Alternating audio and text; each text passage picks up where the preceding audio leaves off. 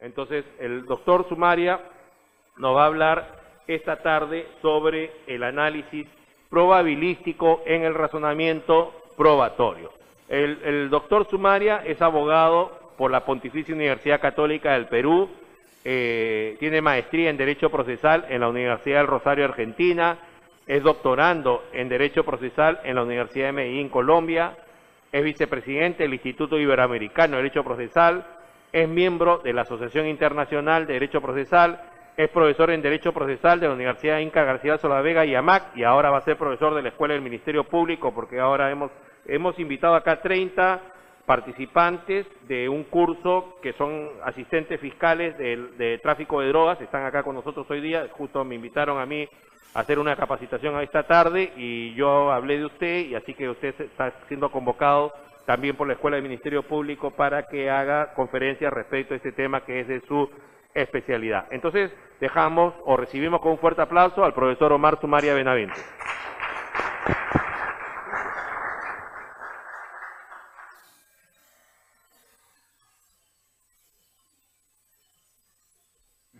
¿Cómo están? Buenas tardes. Bueno, agradezco la invitación del doctor José Neira, un gran amigo, un excelente magistrado, quien siempre se preocupa por estas actividades extraacadémicas, ¿no? Y de alguna manera me involucra en el tema y hace que estemos hoy día todos reunidos. Y me siento muy contento de estar en este auditorio, siendo las 6 de la tarde, un día miércoles, un poco preocupado, porque ustedes podrían estar con sus hijos, sus esposos, sus esposas, sus amantes, con quien quieran, ¿no? Pero prefieren estar acá.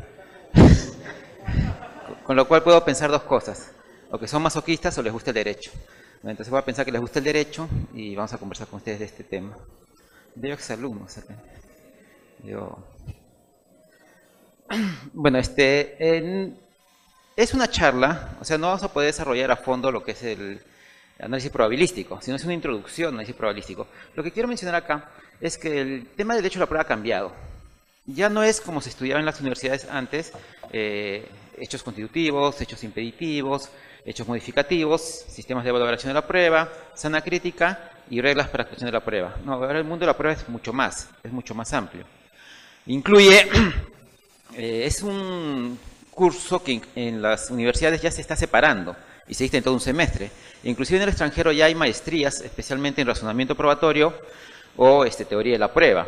Es más, el nombre ha cambiado, ni siquiera ya se llama derecho a la prueba, porque cuando hablamos de derecho a la prueba, hablamos de las reglas jurídicas para la prueba, pero la prueba es un tema transversal, es un tema multidisciplinario. Entonces van a entrar otro tipo de disciplinas, la lingüística, la semiótica, la estadística, etcétera. Y entonces se vuelve ya una materia mucho más amplia y mucho más compleja que decir solo derecho a la prueba. Cuando se hablaba de derecho a la prueba, cuando se creó este derecho a la prueba nuevo, se quería hacer un paralelo con el Evidence Law del derecho norteamericano, que traducido significaría eso.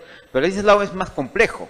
No es solo las reglas de admisión y exclusión de la prueba, sino también entra el tema de cómo captar los hechos, cómo interpretarlos y después cómo valorarlos para de esta manera tener una premisa sólida para decir está probado que. Y ahí viene el gran problema. ¿Cuándo podemos decir está probado que? Siempre empiezo con este párrafo de que es parte de una novela de Sherlock Holmes, Estudios en Escarlata, en el cual Sherlock Holmes dice al doctor Watson, dice, ya le he explicado que todo aquello que se sale de lo vulgar no resulta un obstáculo, sino que es más bien una guía. El gran factor cuando se trata de resolver un problema de esta clase es la capacidad de razonar hacia atrás. Es una cualidad muy útil y fácil, pero la gente no se ejercita mucho en ella. En las tareas de la vida cotidiana resulta de mayor utilidad razonar hacia adelante y por eso se les atiende. Se echa al olvido la posibilidad contraria. Por cada 50 personas adiestradas en el pensamiento sintético, no encontrará usted arriba de uno con talento analítico.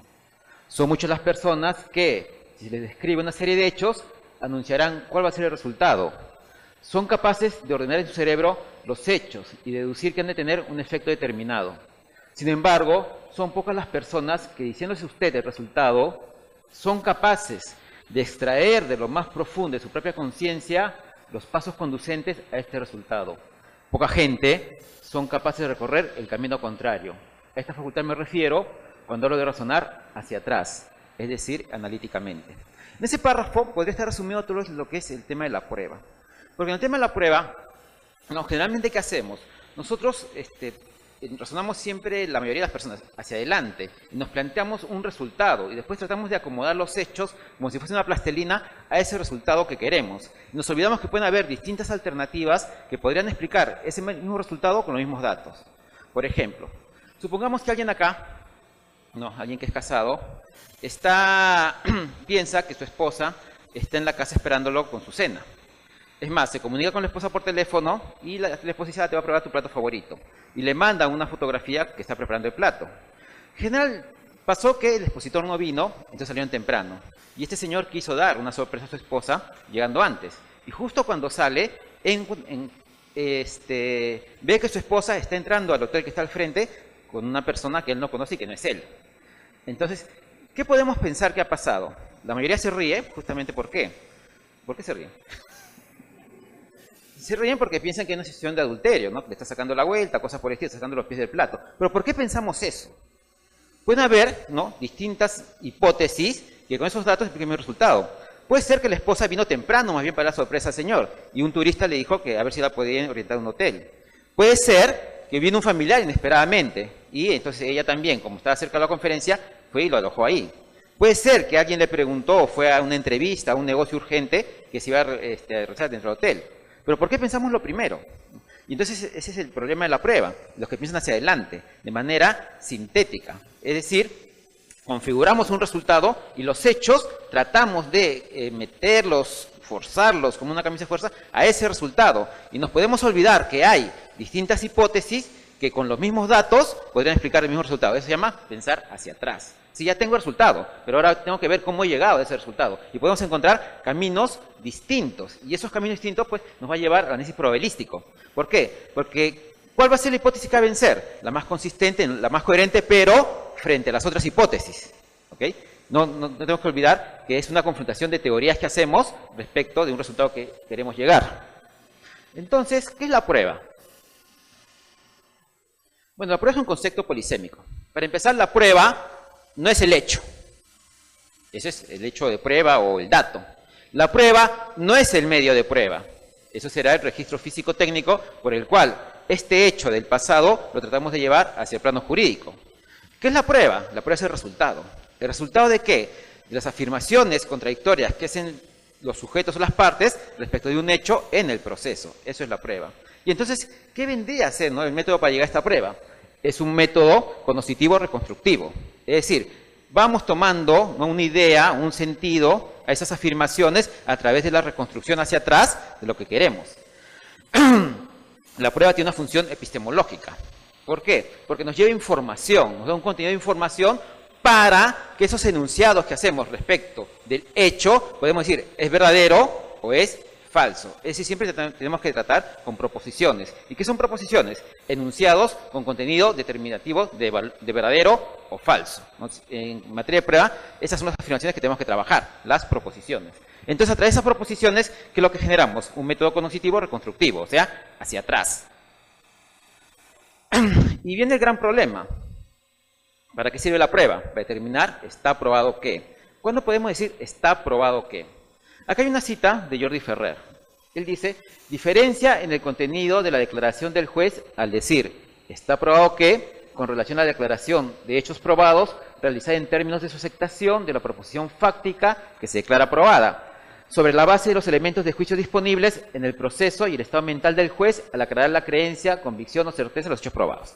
Si leemos así esa cita, no entendemos nada. ¿Okay? Va a ser una cita un poco confusa.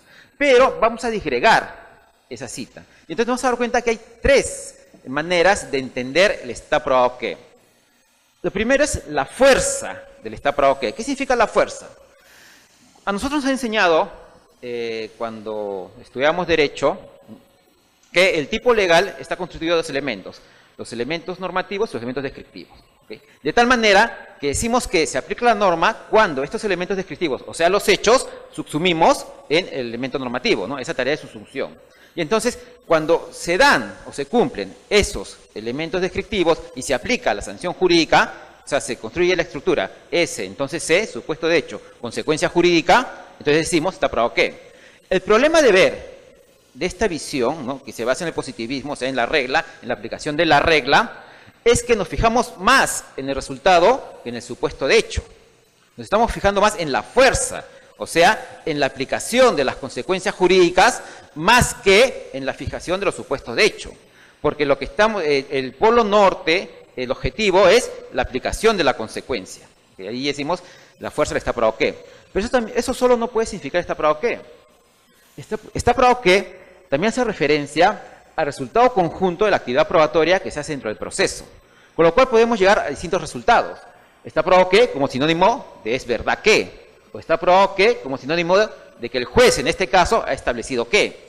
O está probado que como sinónimo de hay elementos de juicio suficientes a favor de. En este caso no estamos hablando de la construcción de la estructura normativa, supuesto de hecho, consecuencia jurídica. Aquí, ¿qué estamos hablando? Del resultado, ¿no?, del resultado de la actividad de valoración dentro del proceso, que nos puede llegar a distintos niveles. Es decir, es verdad, hay elementos suficientes, o el juez ha establecido que está aprobado. Pero también está aprobado que tiene relación con el significado, o sea, con la actitud mental del juez.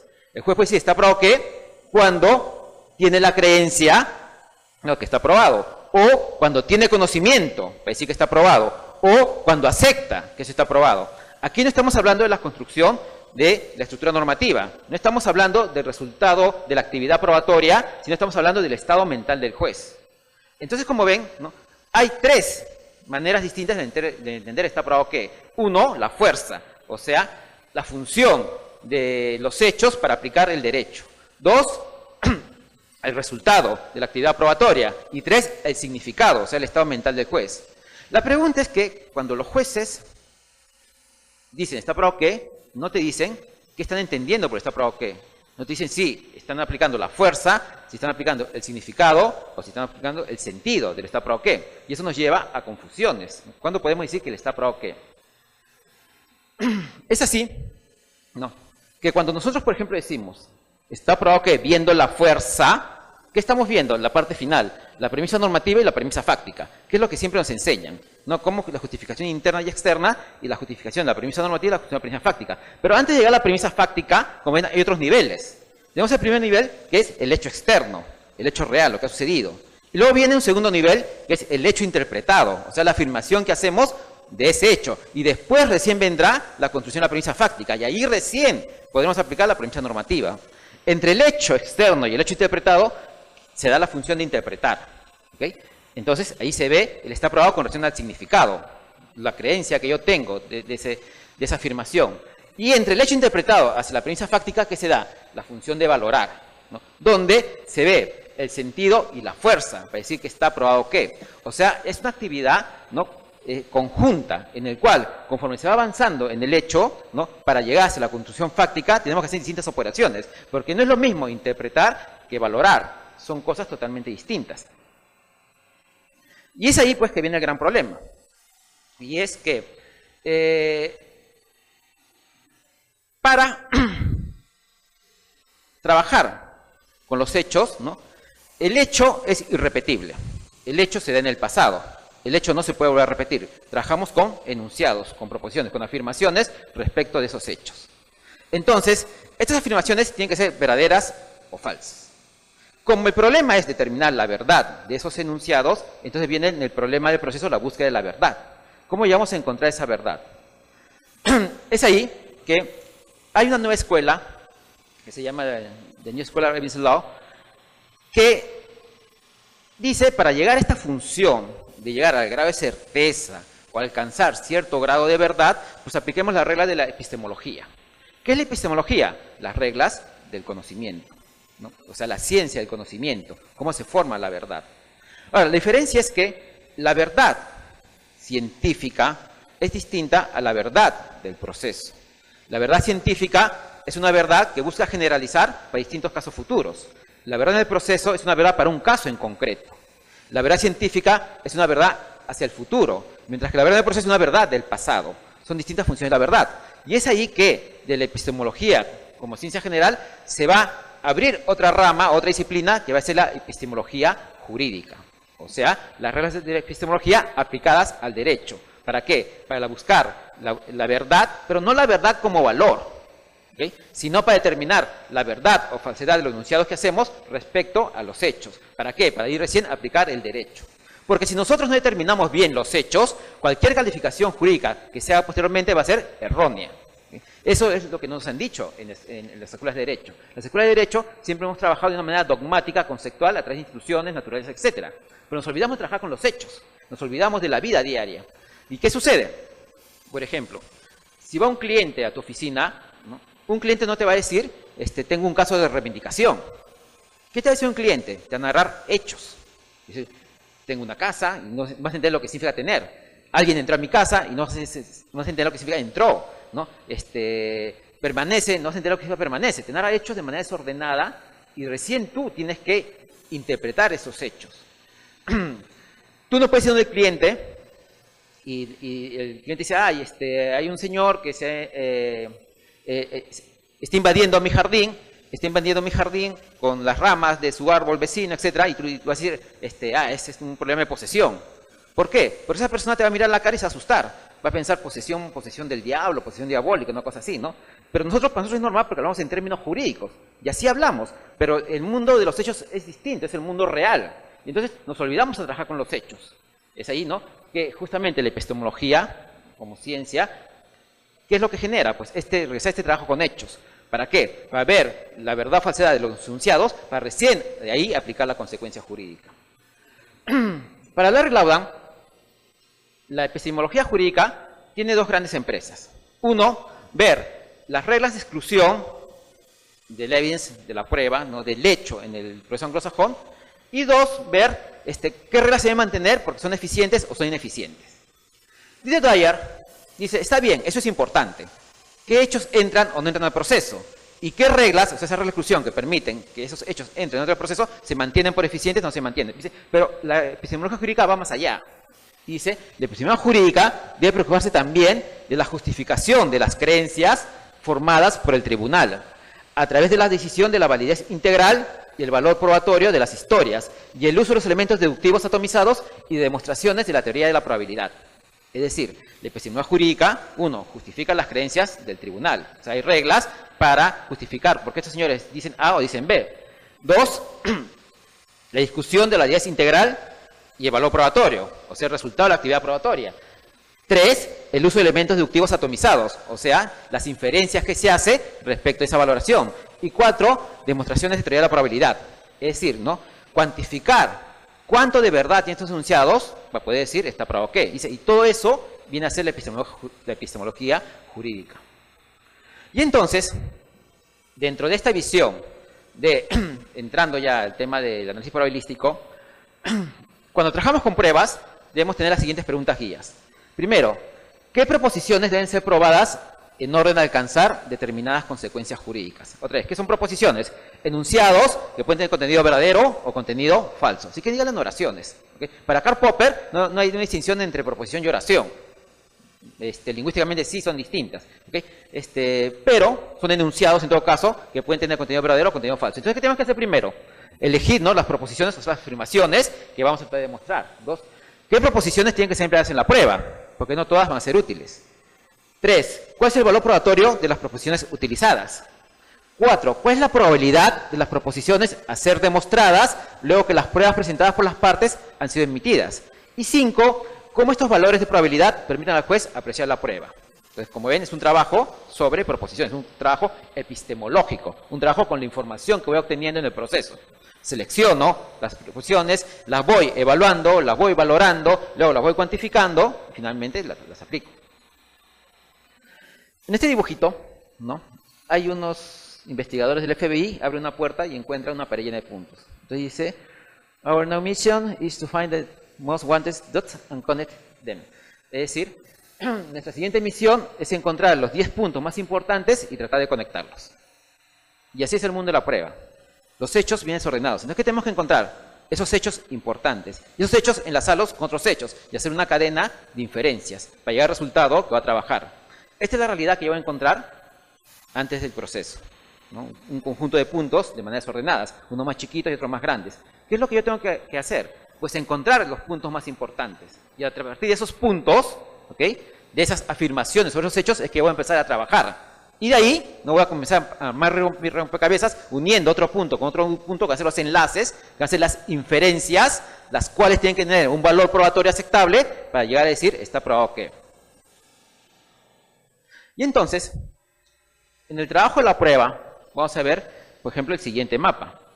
En el primer cuadrito hay un eje, unas coordenadas x, y, donde son los ejes tiempo-espacio. En los ejes tiempo-espacio queda impregnado el hecho real.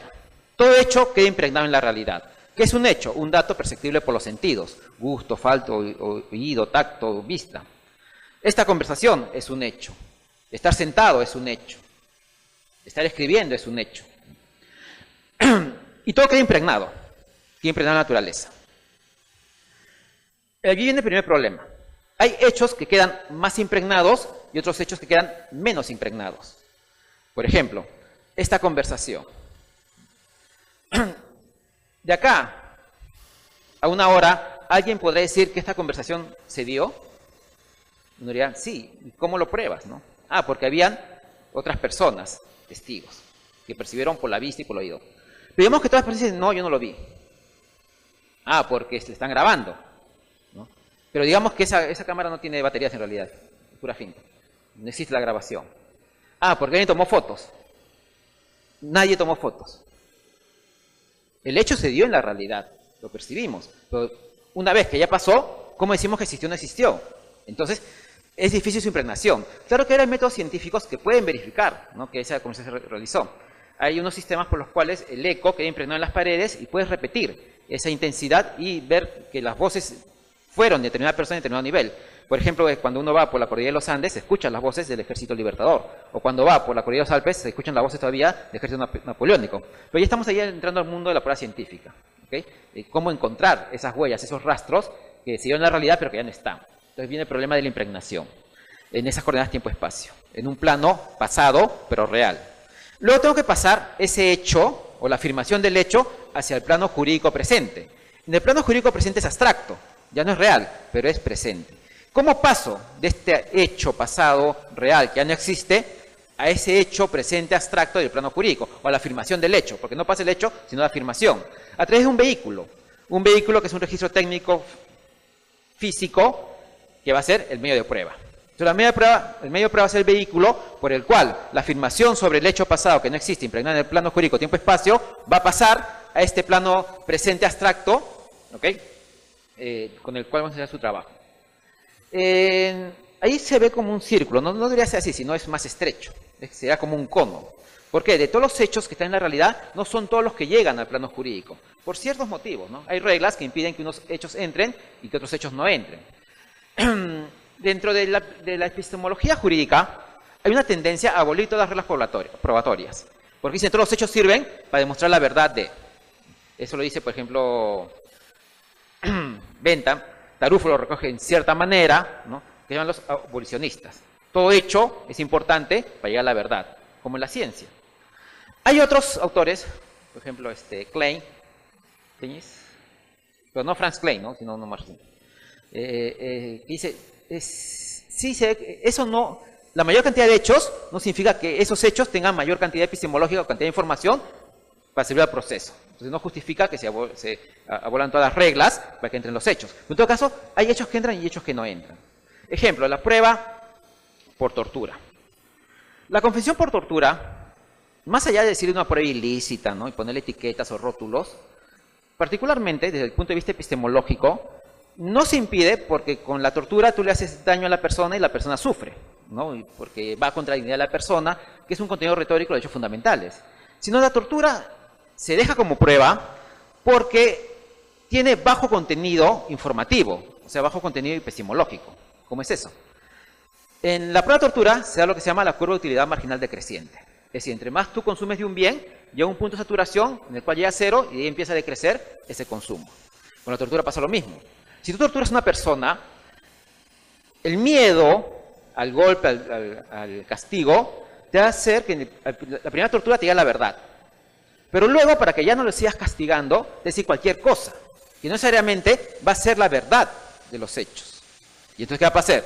Ese contenido informativo no te sirve para llegar a la verdad.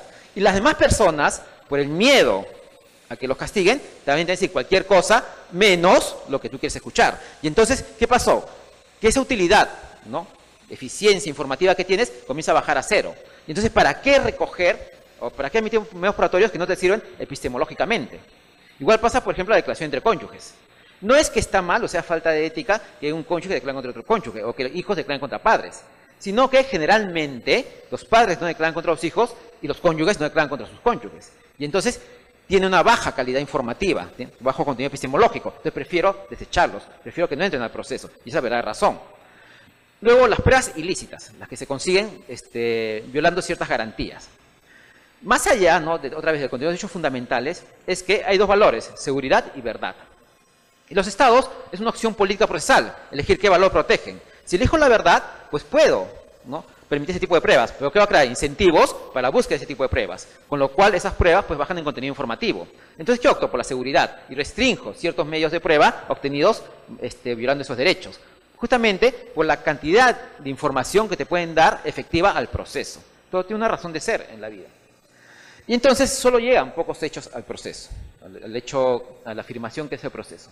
Ahí se van a dar dos grandes actividades. Uno, la actividad investigatoria, y dos, la actividad probatoria. La actividad investigatoria, ¿qué es lo que yo hago? Trato de buscar las huellas, de buscar los rastros, porque los hechos son esos, signos que van quedando en la naturaleza. Entonces tengo que buscar esas huellas. En el mundo anglosajón, por ejemplo, hay abogados que se dedican exclusivamente a la búsqueda de esos signos. Ellos no diseñan la estrategia procesal, ellos no litigan, ellos solo buscan los hechos, ¿okay? Buscan los puntos y los enlaces para construir la historia, y ya después el abogado procesalista verá la estrategia, y ya después otro abogado será el que litiga ante los tribunales. No son como investigadores, que es también lo que tenía que hacer el Ministerio Público, buscar los datos, buscar los hechos. Que es distinta a la actividad probatoria, que es ya cuando esos hechos que se han encontrado han entrado al plano jurídico. Entre la actividad investigatoria y la actividad probatoria se dan los problemas de la impregnabilidad, translatividad y la traducción. ¿Qué es la impregnabilidad? Lo que les había dicho, ¿no?, que hay hechos que quedan más impregnados y menos impregnados. Y entonces forman reglas que a mayor impregnación, menor exigencia de precisión.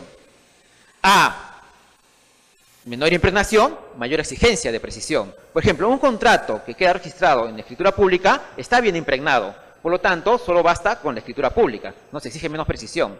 Pero una conversación, una supuesta reunión que no está bien impregnada, te exige mayor precisión. Y eso está relacionado con el principio de Lacan. El principio de Lacan dice, ¿no?, de la disponibilidad del medio operatorio, que todo hecho queda registrado en la naturaleza. Toda huella deja su marca. Y por más que tú trates de borrar la huella, justamente tratando de borrar esa huella, vas a encontrar o vas a dejar otra huella. No sé si algunos tendrán un amigo que, por ejemplo, habrá sido infiel. Y entonces, cuando ha sido infiel, ya ha tenido un encuentro con otra persona, ¿no?, le ha aconsejado, oye, no te bañes con el jabón del hotel porque te deja un olor raro, que te pueden descubrir, ¿no? O no abraces a la persona porque el perfume se te puede pegar, y cosas por el estilo. O vete lejos donde nadie te conozca. Y justamente la persona que trata de ocultar esos hechos, por ocultar esos hechos va dejando otro tipo de huellas. Otro tipo de huellas que finalmente se pueden descubrir. Es decir, el principio de Lacan dice que siempre se puede descubrir, ¿ok?, esas huellas. Y de ahí, una vez que encuentras la huella, sigues el rastro y puedes llegar a construir la historia. O sea, no hay crimen perfecto. El problema de impregnabilidad. Y luego viene la traducción. ¿Y qué es la traducción? La traducción es la semiosis que se hace del hecho, ¿ok?, del hecho, la afirmación del hecho y el significado que se le da. La semiótica estructural del lenguaje, no divide al lenguaje en una teoría de signos, que es el signo lingüístico, que está construido por un significado y un significante. Que es el significante, el hecho de la realidad, y el significado es lo que nosotros interpretamos de ese hecho. Igual pasa con la prueba. Los hechos, ¿no?, forman un signo al cual le damos un significado. Entonces traducimos. Entonces, de la impregnabilidad a la traducción se da el trabajo de la translatividad. O sea, cómo no traslado de ese hecho encontrado, de ese hecho impregnado, hacia la traducción del juez, donde se va a dar la actividad probatoria. En este tema de la impregnación del hecho, pues como hay hechos que no se impregnan bien, como hay hechos que se tratan de ocultar, entonces surge el tema de la difícil probatione. ¿Qué es la difícil probatione? La difícil probatione es cuando el hecho puede existir, pero no tengo el registro físico, ¿okay?, el registro técnico, para trasladar esa afirmación del hecho al proceso. Cuando se da este caso de difícil probatione, ¿no?, es que surgen las facil probationes, que son reglas que justamente lo que tratan es de facilitar, ¿no?, ese traslado de los hechos, pese a que no se pueden probar. Por ejemplo, la prueba dinámica, la prueba de oficio, las caducidades, las prescripciones, etcétera. ¿No? En la posesión, por ejemplo. En la posesión yo tengo que probar el inicio y el final. No tengo que probar el intermedio. Esa es una presunción. ¿Por qué hago eso? Porque sería muy difícil probar todo el estado de posesión. Entonces, esas reglas para evitar la difícil probazione. Difícil probazione o prueba difícil es distinto a prueba diabólica. No, la prueba diabólica es cuando yo no puedo decir si ese enunciado es verdadero o es falso. O sea, una paradoja. En cambio, la prueba difícil es que yo no tengo los medios físicos en este momento para decir si es verdadero o falso, pero nada impide que en el futuro puedan existir. Siempre recuerdo un caso con la última revocatoria de la alcaldesa de Lima, Susana Villarán, en la cual se le acusaba a ella de que había utilizado a los trabajadores de la municipalidad para que peguen propaganda. El Jurado Nacional de Elecciones le pide al abogado, ¿no?, que pruebe que la alcaldesa no había ordenado a los trabajadores que peguen esos carteles. Y entonces el abogado dijo, esa es una prueba diabólica. Finalmente el jurado sancionó al abogado por decir la palabra diabólica. Pues, no está diciendo diablo, no está diciendo cosas por el estilo. Bueno, mal el abogado y mal el jurado, porque ese no es un caso de prueba diabólica, es un caso de ¿qué? De prueba difícil. Porque en ese momento yo no tengo los medios físicos técnicos para demostrar que ella dio la orden a los trabajadores. Pero nadie impide que tal vez en un futuro pueda salir un video, una grabación, una carta, etcétera. ¿Okay? Entonces diferenciamos el tema de prueba difícil de prueba diabólica. La prueba diabólica es una paradoja, la prueba difícil son esas situaciones en las cuales no está bien impregnado el hecho, por lo tanto, el derecho te da ciertas reglas que facilitan para que ese hecho, esa afirmación pueda llegar al proceso. En este mapa rápido que hemos hecho del trabajo con la prueba, pues entramos al tema de la valoración. Nos han enseñado 3 sistemas de valoración: la prueba tasada, la libre convicción y la sana crítica. Con relación a la prueba tasada, se dice que es un sistema irracional porque le da unas cargas a las pruebas establecidas en la ley. Ya, esa afirmación también es falsa. No es que la prueba tasada sea irracional. La prueba tasada funcionó en su momento justamente para contrarrestar ¿qué cosa? La libre convicción que tenía el juez romano. El juez romano podía decretar que está probado cualquier cosa, bajo la base de un sistema de presunciones. Por lo tanto, en la Edad Media, que es más formalista y controlada ese juez, se establecieron pesos para las pruebas. Además que la Edad Media es una sociedad jerárquicamente vertical, en la cual hay ciertos segmentos sociales que tienen privilegios, por lo cual esos privilegios se reproducen en el proceso. O sea, hay una racionalidad dentro de su contexto. Para nosotros sería irracional, pero entonces la Edad Media es un sistema racional, la prueba tasada. Y es falso decir, ¿no?, que todavía no tenemos prueba tasada. ¿Por qué? Porque como vemos, por ejemplo, cuando hay concurrencia de acreedores, ¿no?, ¿a quién se prefiere? Al que tiene título registrado, inscrito. Y en efecto de eso, al que tiene documento público de fecha cierta. Y en efecto de hecho, al que tiene documento simple de fecha cierta. Y si se da el caso de que aparece un supuesto propietario con título inscrito y un supuesto propietario que acredita posesión durante, no sé, 50 años, ¿a quién debo preferir? De acuerdo a la regla, al que tiene título inscrito. Pero si la verdad de los hechos nos está diciendo otra cosa. Entonces, ¿eso es o no es prueba tasada? Es prueba tasada. O por ejemplo, ¿no?, en la impugnación de paternidad, te dan 3 meses para impugnar la paternidad. Con lo cual, caduca el derecho, es una sanción bien, bien grave. Y entonces, ¿qué pasa si viene una persona que ha caducado el derecho, ¿no?, después de los 3 meses, con un ADN que dice al 99.9% que no es su hijo? ¿Qué debe hacer el juez? Declarar improcedente la demanda por caducidad, ¿no? Felizmente el Tribunal Constitucional, dando una explicación sobre la base de la proporcionalidad y diciendo que el derecho de identidad pesa más que la seguridad jurídica, permite las demandas. Pero si no existiera esa regla, ¿okay?, ¿qué haría el juez? Declarar improcedente pese a que la verdad de los hechos dice otra cosa. ¿Eso es prueba tasada o no es prueba tasada? Es prueba tasada. Entonces, decir que se eliminó la prueba tasada dentro del sistema también es una falacia. Todavía hay, ¿no?, cargas, digamos, legales hacia la prueba. Frente a la prueba tasada viene la libre convicción. Justamente cuando se iguala a todas las personas como ciudadanos en el Estado moderno, pues se le deja al juez que, de acuerdo a su legal saber entender, él diga cuando está aprobado, lo cual también crea un desorden. Entonces nace un sistema intermedio, que es la sana crítica o operación razonada, sobre la base de las máximas experiencias. Este sistema de la sana crítica, en realidad particularmente, para mí no es ningún tipo de sistema porque no te dice nada, ¿no? ¿Qué significa sana crítica? ¿Qué es? No te dicen. Se basa en máximas experiencias. ¿Y qué son las máximas experiencias? Reglas generales que son generales, coherentes, consistentes, perdurables, ¿okay?, pero no hay un catálogo de máximas de experiencias. Con lo cual hay un límite subjetivo, porque mi máxima experiencia es distinto a tu máxima de experiencias, ¿ok?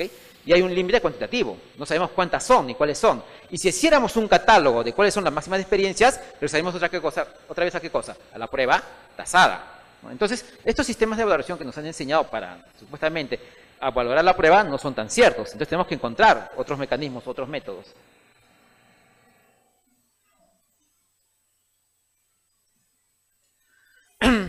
Todo el trabajo probatorio se desarrolla sobre la base de inferencias, ¿okay? Todas son inferencias.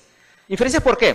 Porque ¿qué es lo que probamos? No hechos, sino probamos afirmaciones de los hechos, ¿okay? Y para probar esas afirmaciones de los hechos tenemos que hacer inferencias. ¿Qué son inferencias? Razonamientos lógicos. Esos razonamientos lógicos, ¿no?, son a base de las presunciones. Primero tenemos una base inferencial, donde están los famosos indicios, que son los hechos bases o hechos indicativos. Esos hechos indicativos tienen que tener su medio probatorio. Y luego enlazarlos a través de las máximas de experiencias para llegar a la conclusión que queremos. Y ese es el razonamiento probatorio. El trabajo probatorio es de ese tipo, ¿okay? ¿Por qué? Porque es una verdad pasada, una verdad que tratamos de descubrir. Nunca vamos a llegar a una verdad absoluta en el proceso. Es una estructura lógica asociativa donde se da casualidad, contigüidad y semejanza. En este sentido, hablar de prueba indiciaria para mí es un contrasentido. ¿Por qué? Porque no hay prueba indiciaria. Porque toda la prueba se basa en un razonamiento que va a ser el indicio. Este tema de la prueba indiciaria es una moda de los españoles, ¿okay? Pero Lorca, Navarrete, Tarufo lo critican fuertemente. Porque el indicio, ¿okay?, es un sistema de razonamiento a través de presunciones. El indicio, ¿no?, el indicio es una estructura lógica asociativa para llegar a tratar de mostrar una consecuencia sobre la base de esa estructura lógica. Entonces, en esta supuesta prueba indiciaria o razonamiento indiciario, que sería más correcto, ¿okay?, ¿qué tenemos? El hecho indicante y lo indicado, sobre la base de las leyes de correspondencia, pertenencia, articulación, complementariedad y composición. ¿Por qué? Porque una huella no habla de sí misma, sino que habla de otra huella, donde vamos estableciendo esta cadena, ¿okay?, de inferencias para llegar a construir esa estructura narrativa que es la que finalmente nos va a componer la verdad que queremos demostrar. Y entonces, nos han enseñado que todo razonamiento lógico se basa en dos métodos o dos modalidades, la inducción o la deducción. ¿Qué es la inducción? La inducción es que parto del caso particular hacia la regla general. ¿Y qué es la deducción? De la regla general hacia el caso particular. Siempre pongo este ejemplo, ¿no? Digamos que estoy dando la charla y el señor me está interrumpiendo en cada momento y entonces acá mi exalumno, digamos que me interrumpe y yo digo, la próxima vez que te veo solo te mato.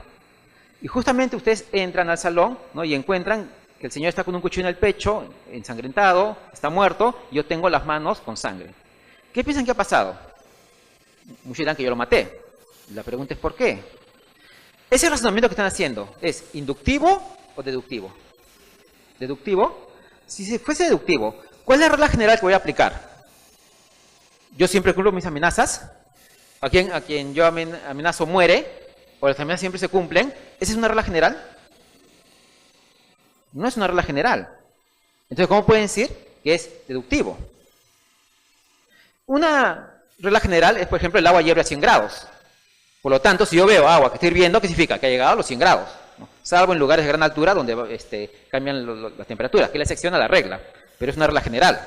Y si pongo agua a hervir, significará que va a llegar a los 100 grados, ¿ok?, para que significa que hierva. Esa es inducción-deducción. Regla general, caso particular. Pero en este caso, ¿han deducido o han inducido? No han hecho ninguna de las dos cosas. ¿Qué es lo que han hecho? Han aducido. ¿Qué es aducir? Conjeturar. Es probable que tú lo hayas matado. ¿Por qué? Ah, porque lo amenazaste, porque tenías cólera o cosas por el estilo. Pero no necesariamente va a ser cierto. Y entonces, en el trabajo probatorio, generalmente trabajamos con aducciones. Y después de las aducciones es que pasamos al análisis inducción-deducción. Pero antes de hacer aducción, ¿qué hacemos? Un trabajo de analogía. ¿Por qué? Porque las interpretaciones que damos a los hechos parte de un conocimiento privado que tenemos por experiencias propias o por experiencias de otros sujetos. Por ejemplo, cuando yo dije, ¿no?, del señor que está en la conferencia y sale más temprano y encuentra a su esposa, que está entrando al tren con otra persona, la mayoría se rió. ¿Por qué? Porque o les ha pasado o conocen personas que les ha pasado, ¿no? Han escuchado. O sea, ha habido experiencias externas, propias o ajenas, por los cuales tienen ese conocimiento. Y entonces, a este nuevo caso le aplican las mismas reglas. Y después hacen una presunción, una aducción. Dice, es probable que te esté sacando la vuelta. Pero no es un juicio válido, ¿no? Porque no es ni deducción ni deducción. Porque como hemos visto, hay otras situaciones que podrían explicar con los mismos datos el mismo resultado. Entonces, el trabajo de los abogados, jueces, abogados, lo que quieran, ¿no? Se centra en la aducción. Porque siempre trabajamos con aducciones. El tema es demostrar que estas aducciones son lo suficientemente probables, ¿no? Para llegar a ese resultado. La inferencia presuntiva, ¿no? No es un supuesto de deducción. Es distinta la estructura de la aducción a la deducción. Tampoco es un caso de inducción. Como hemos visto, es distinto, ¿no? ¿Qué es la deducción? Regla general al caso particular. ¿Qué es la inducción? Del caso particular a la regla general. No, estamos en una estructura distinta. ¿Qué es la aducción? Entonces, hay distintos tipos de aducciones. Tenemos la aducción heurística pura, la aducción heurística discreta, la aducción demostrativa. Por ejemplo, hay un chiste filosófico en el cual 3 epistemólogos están en un tren y pasan por un campo y ven un rebaño de ovejas. Y entre ese rebaño de 50 ovejas hay una que es negra. Y entonces uno de ellos dice, podemos decir que no todas las ovejas son blancas en este país. El otro dice, no, eso no podemos decir. ¿No? Podemos decir que por lo menos hay ovejas negras en este país. El otro dice, no, eso no podemos decir. Podemos decir que por lo menos hay una oveja negra en este país. ¿Cuál es la aducción correcta? Las 3 son aducciones, ¿ok? Es probable que no son reglas científicas, pero hay unas más abiertas y otras más cerradas. Entonces, ¿cuál es la aducción más certera? La última, la más cerrada, que por lo menos podemos decir que hay una oveja negra. Las otras son correctas, ¿ok? Son correctas, pero ¿cuál tiene más grave certeza? La última. Y es ahí que se trajo en aducciones, o sea, buscar la aducción más precisa y que tenga mayor grado de certeza. Con lo cual nos quiere decir que sea cierto totalmente. ¿Por qué? Porque la verdad cambia con el tiempo. Por ejemplo, ¿qué pasa si esa oveja negra se muere? ¿Podemos decir que todas las ovejas son blancas en este país? ¿Sí? No, porque el grupo, la muestra que tú tienes, no representa a todas las ovejas de este país. ¿Ok? No tienes todo el dato estadístico, puede decir todas las ovejas son negras o son blancas. En este grupo de 50, puede decir que por lo menos hay una negra. Por lo tanto, por lo menos hay una negra en este país. Pero si esa muere, no podemos decir si hay otra oveja negra, no puede haber otra oveja negra. O sea, la verdad, ¿no?, es relativa conforme a la cantidad o la extensión que tiene, al sujeto de quien viene y al tiempo que permanece invariable en cierta realidad. Y entonces tenemos que elegir la aducción, ¿ok?, más cerrada para explicar el caso. Y ahí viene, por ejemplo, el tema de las preguntas a los que les gusta la litigación oral. En verdad, ¿qué son las preguntas cuando haces interrogatorio? Son enunciados, que el otro tiene que considerar como verdadero o falso. Entre más preciso sea el enunciado, más correcta va a ser la respuesta. Entre más abierto, pues te deja posibilidades miles, ¿no? Entonces trabajamos siempre con proposiciones. Se dice que la aducción, pues, es el método de los detectives inteligentes. Varios autores lo utilizan en sus héroes. Conan Doyle con Sherlock Holmes, Umberto Eco con Guillermo de Baskerville en El nombre de la rosa,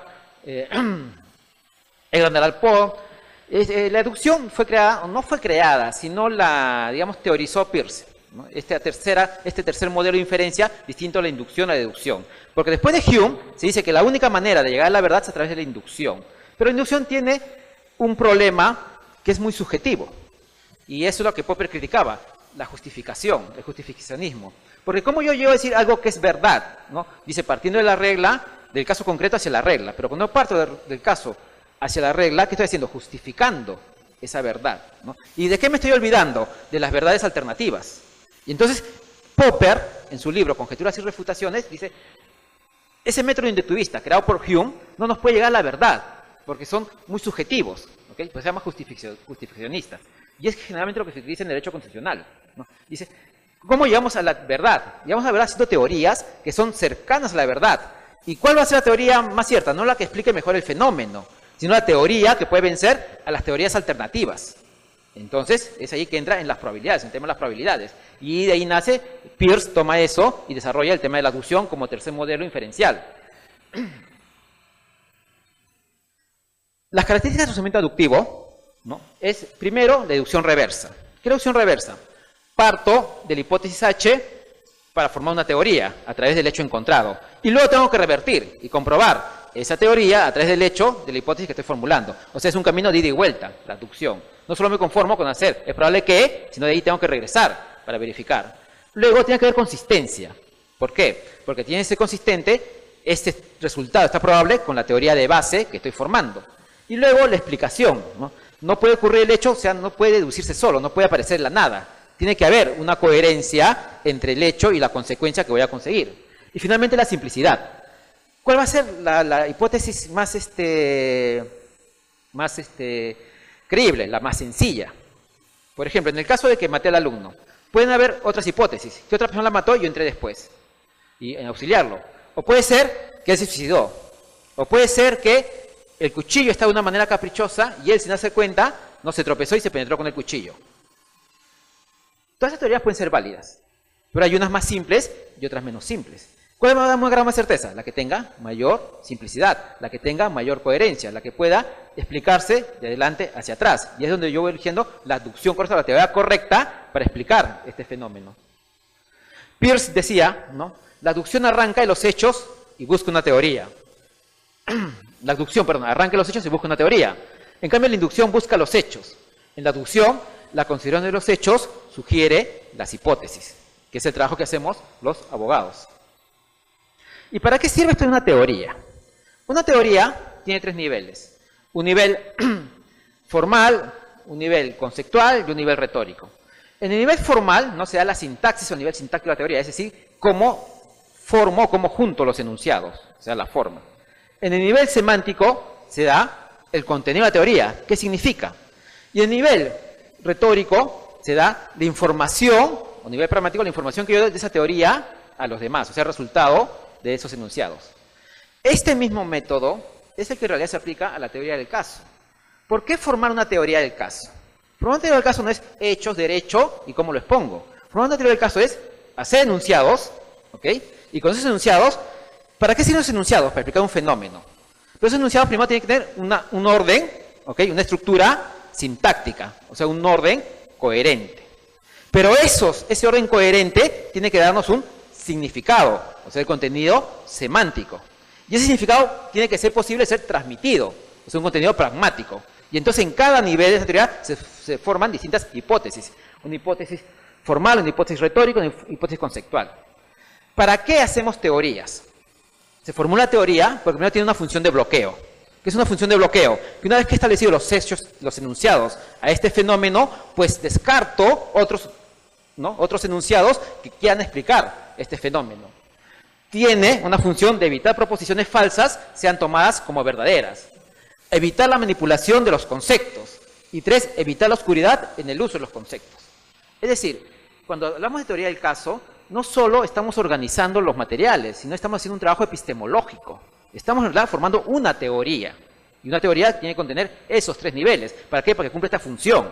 Para ver lo que no está dentro de la teoría, pues no entra al caso.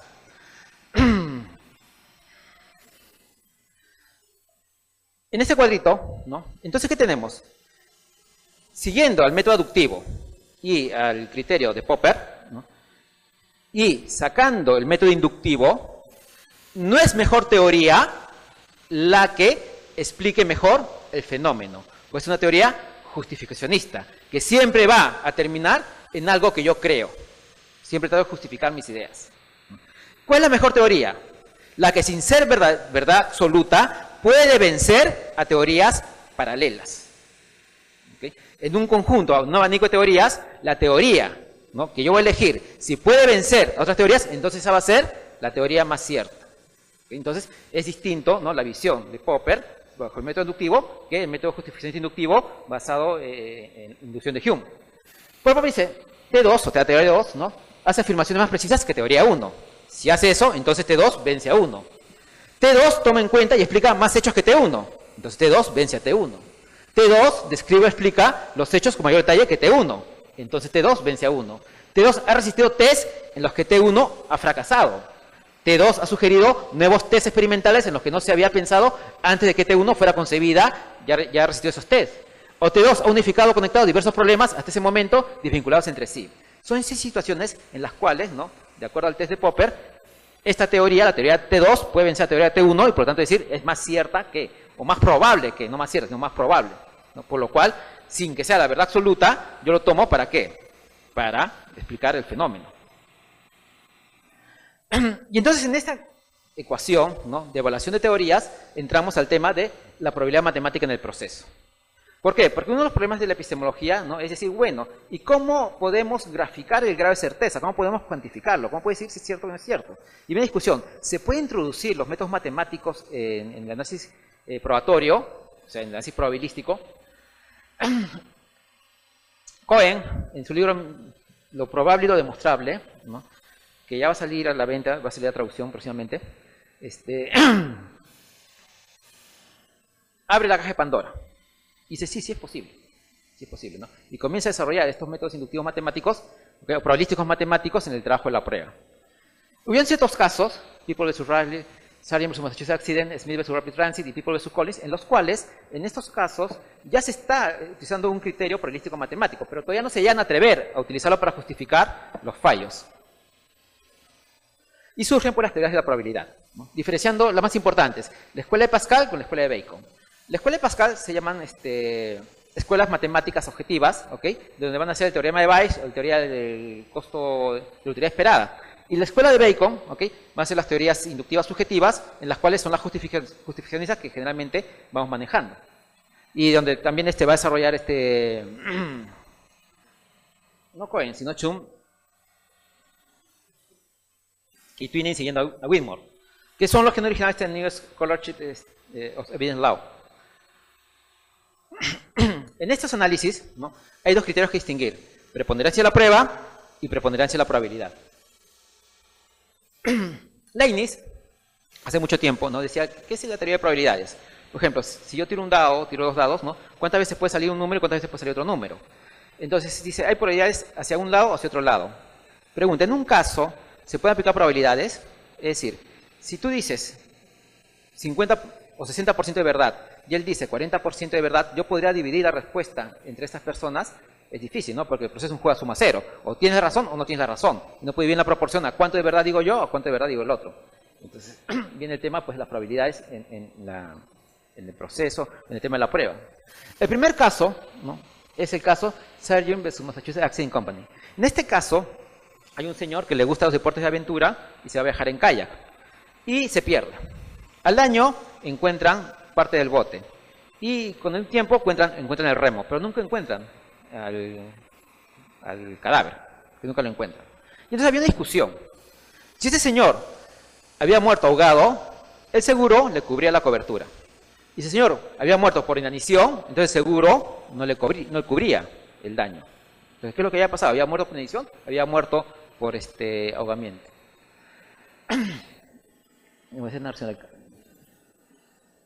El juez Lemus, en este caso, dijo, no es suficiente que matemáticamente las chances en algo favorezcan a una proposición a ser probada. Si bien niega que no es suficiente estas chances matemáticas, ya da, ¿ok?, la idea de que hay tanto probabilidades de que haya muerto ahogado como haya muerto por inanición.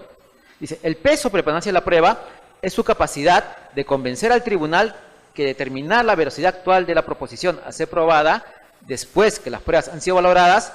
Entonces, una proposición está aprobada por la preponderancia de la prueba si a partir de la prueba en la mente o mentes del tribunal resulta más probable o verosímil su convicción actual de veracidad, a pesar que las dudas puedan quedar. ¿Qué nos está diciendo acá en este fallo? Que si bien hay probabilidades matemáticas de que haya muerto de una manera o de otra manera, ¿qué es lo que va a pesar? La preponderancia de la prueba. ¿Y qué es la preponderancia de la prueba? La convicción subjetiva que tiene el juez ante los hechos, ¿ok?, que han sido afirmados y demostrados en el proceso. El caso es importante, como digo, no aplica las probabilidades matemáticas, pero ya entran en el tema de análisis probabilístico. Sin embargo, sigue pesando la preponderancia de la prueba. En el siguiente caso, Smith vs. Rapid Transit, una señora está manejando y pasa un ómnibus por la calle. Y ese ómnibus obliga a ella a que haga una maniobra y ella colisiona con otro carro. En este caso, ¿no?, el tribunal, ¿qué dijo? Lo más que se puede decir la prueba... ¿y a quién acusaron acá? A la línea que tenía autorización para pasar por esa calle. No se sabía cuál hacía el ómnibus que pasó, pero entonces el acusado demandado fue el que tenía autorización para pasar por ahí, la línea de ómnibus. ¿Qué dijo en este caso el tribunal? Dice, lo más que se puede decir de la prueba en este caso es que quizá la probabilidad matemática en algo favorece la proposición de que el ómnibus del acusado haya causado el accidente. pero entendió que esa probabilidad no era suficiente basándose en el fallo Sargent versus Massachusetts, que requería convicción actual y no preponderancia matemática. Es decir, en este caso, matemáticamente era posible que no necesariamente un ómnibus de la línea que está autorizada haya pasado. ¿Ok? Matemáticamente eso era posible. Dice, no basta eso, sino va a pesar la preponderancia de la prueba. Frente a esto, Shaviro hace un análisis y dice, ¿no?, basándose en el caso Rapid Transit, donde la única información probatoria es estadística, que aunque el precedente Smith no puede ser demostrado como injusto, muestra una alterada preferencia de la ilusión sobre la realidad y de la apariencia de la justicia sobre la sustancia. Y afirma que la información estadística puede en algunos casos resultar más confiable que las pruebas testimoniales basadas en la percepción. Es ahí, ¿no?, donde dice, ok, ha pesado la preponderancia de la prueba, o sea, la convicción subjetiva del juez sobre los hechos que ha percibido. Pero dice, existiendo probabilidades matemáticas de que eso no puede haber sucedido, muchas veces esto resulta injusto, porque es muy subjetivo. Entonces tenemos que ir hacia criterios más objetivos. Siempre pongo este ejemplo. Digamos que acá el compañero es el enamorado perfecto. Siempre va a las citas, siempre llega temprano, nunca se olvida un aniversario, siempre llega un regalo. Da regalos a los padres, se acuerda del cumpleaños de los padres y nunca falta una reunión. Nunca ha tomado de más, no fuma, no baila, perfecto. ¿Okay? Un buen día, él está hablando con una ex novia, ¿no?, a solas, y no le había avisado a su enamorada. Y justo las amigas de la enamorada, 5 amigas, lo ven. Y dicen, oye, hemos visto a tu enamorado, ¿no?, y no te ha avisado seguro, y precisamente, y justo ese día ella lo llamaba y él no contestaba. Tal vez porque estaba emocionado hablando con la amiga, ¿no? Está hablando con la amiga. Y entonces, a solas, en un lugar, riéndose, matándose de risa. ¿Qué piensa la enamorada? A este señor me está sacando la vuelta. ¿Qué criterio utiliza ahí? Preponderancia en la prueba. ¿Cuál es la prueba? Los testigos. 5 testigos que dicen lo mismo. ¿Ok? Pero él nunca le ha sacado la vuelta. Entonces, estadísticamente, ¿es probable o no es probable que le esté sacando la vuelta? Si nunca lo ha hecho, ¿no?, 0 sobre 1, ¿cuánto es? 0. No hay posibilidades. Matemáticamente no es probable. Pero la preponderancia de la prueba lleva a otra conclusión. Entonces, vayamos a otro ejemplo. Hay una canción que todos ustedes conocen, ¿no?, que dice, una mentira mató mi alegría, otra mentira mató mi ilusión, otra mentira mató mi esperanza y la tercera mató mi amor. Si el señor hubiese pasado 5 veces y hubiese sacado la vuelta a su novia, esta quinta oportunidad, ¿es probable o no es probable que le esté sacando la vuelta? Ahí que estamos utilizando probabilidad matemática. Puede ser que esta oportunidad él no le esté sacando la vuelta, pero por los casos anteriores, ¿ok?, con los mismos hechos, el mismo resultado, entonces matemáticamente es posible. Entonces, en el primer caso, ¿cuál es la probabilidad de que esté sacando la vuelta? 50-50%. ¿Con 50% yo lo podría juzgar? No, la duda debería favorecerlo. Sin embargo, ¿cuál es la impresión que llevó la enamorada? Lo juzgo y digo, me está sacando la vuelta y termino. Entonces es una decisión injusta. En el segundo caso, ¿ok?, son 5 veces que estadísticamente está acreditado ese resultado con los mismos hechos. Por lo tanto, ¿cuál es la división? 5 sobre 1 igual 5, mayor de 1. Por lo tanto, no, a pesar que en esta oportunidad no le haya sacado la vuelta, matemáticamente sí es probable, con lo cual sí lo podemos sentenciar. ¿Ok? Y sí se puede romper la relación. Entonces, esa diferencia entre la preponderancia de la prueba y la preponderancia de la probabilidad. Uno es un sentido estadístico matemático y otro es un sentido de convicción o subjetivismo del juez. Y es ahí que en este tema de las probabilidades matemáticas surgen distintos teoremas. Uno es el teorema de Bayes. Este teorema de Bayes parece complicado, pero es sencillísimo. Es frecuencia por estadística, o sea, pasado por futuro. Sin este hecho, ¿no?, con estos mismos datos ha producido este resultado en el pasado, ¿no?, y cuál es la frecuencia que este hecho se produce en el futuro, si esto da mayor de 1, entonces es probable que, ¿ok?, frecuencia por estadística. Es fácil la fórmula. Pero el teorema de Bayes tiene muchos problemas, y es que te exige un ceteris paribus. ¿Qué es un ceteris paribus? Una condición constante para que se pueda aplicar el teorema, lo cual generalmente no se da en el derecho. Pero ¿cuál es su beneficio de este teorema? El beneficio del teorema de Bayes es que por lo menos te da una racionalidad que reduce la arbitrariedad en la decisión o en la toma de decisiones. ¿Ok? Te da una ley universal, una forma de predecir de manera general, entiende por qué debe haber un particular mecanismo, ¿no?, y te da ideas comunes relacionadas con la identificación entre las diferentes cuentas mecanicistas. Es decir, por lo menos te da un razonamiento, cómo explicar tú que has llegado a determinada conclusión. Si bien no puedes aplicar matemáticamente de forma tan cierta, sí te puede dar un razonamiento. Hubo un caso en Estados Unidos donde se trató de aplicar el teorema de Bayes. ¿Por qué? Se le acusaba a un abogado de haber falsificado un documento. ¿Y cómo se comprobaba? Porque el documento que había falsificado tenía una falla en los tipos de tecla, máquinas mecánicas, que su máquina la tenía. La pregunta que se hizo es, ¿cuántas máquinas, ¿no?, de la misma empresa, del mismo lote, tenía esa falla? Entonces ahí que se aplicó el teorema de Bayes. Se juntaron la mayor cantidad se pidió información a la fábrica y si había una probabilidad mayor de error, entonces no necesariamente su máquina era la que había originado el fallo. Pero si había, ¿no?, muy pocas máquinas con ese error, entonces matemáticamente es más probable que de esa máquina haya salido el documento fraguado. Entonces se utilizó de alguna manera esta probabilidad matemática aplicando el teorema de Bayes a ese caso. Frente a esta falencia del teorema de Bayes surge el tema de la teoría de la percolación de la decisión judicial. Perdón, me pasé.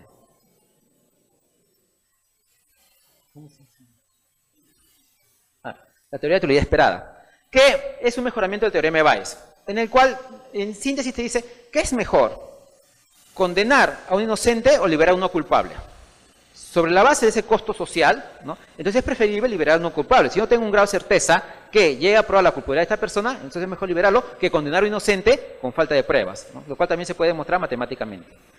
Dentro de este esquema, pues hace un tiempo vengo proponiendo, está discutiendo el otro día en Colombia, ¿no?, aplicar la teoría de la percolación de situaciones para análisis probabilístico. ¿Quién alguna vez no ha jugado Left 4 Dead o no ha visto Walking Dead? ¿No? En ambos casos, la trama es igual. ¿En qué consiste? En zombies, ¿no?, que te persiguen y quieren finalmente devorar a toda la comunidad. Tú tienes que correr para que no te conviertas en zombie. El juego perdería cualquier interés si tú podrías saber en cuánto tiempo toda la comunidad va a ser contagiada o infectada por este virus. Pero matemáticamente sí se puede demostrar. Y es a través de la teoría de percolación de situaciones. La teoría de percolación de situaciones, como vieron ustedes en el primer esquema, ¿no?, ese trabajo del investigador que tiene que unir los puntos, justamente se basa sobre eso. En detectar puntos o nodos de información, en los cuales, de acuerdo a la cercanía con el otro nodo de información, o sea, las afirmaciones sobre los hechos, puedo enlazarlos. Y esos enlaces, ¿no?, ya aquí entra el tema ya metodológico matemático, tienen que ser valorados de acuerdo a una fórmula por el cual me puede decir que sí es probable de que de este nodo se salte al otro nodo y de ahí se hace la cadena de inferencias.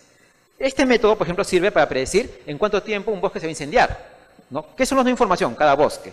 Y para que se contagie de un árbol a otro árbol tiene que haber cierta distancia y que sea probable de que la distancia pueda hacer de que el otro árbol le salte al otro árbol y de tal manera todo el bosque se va a incendiar, que es el método de incendio forestal. También te puede decir en cuánto tiempo se va a diseminar una epidemia, o en cuánto tiempo, ¿no?, se demora en percolar el vapor que sale de una tetera a través de un filtro hacia el aire. O sea, son métodos probabilísticos matemáticos de la realidad que se puede aplicar al derecho. Porque, por ejemplo, este método de percolación de situaciones se utiliza mucho en lo que es el trabajo ambiental.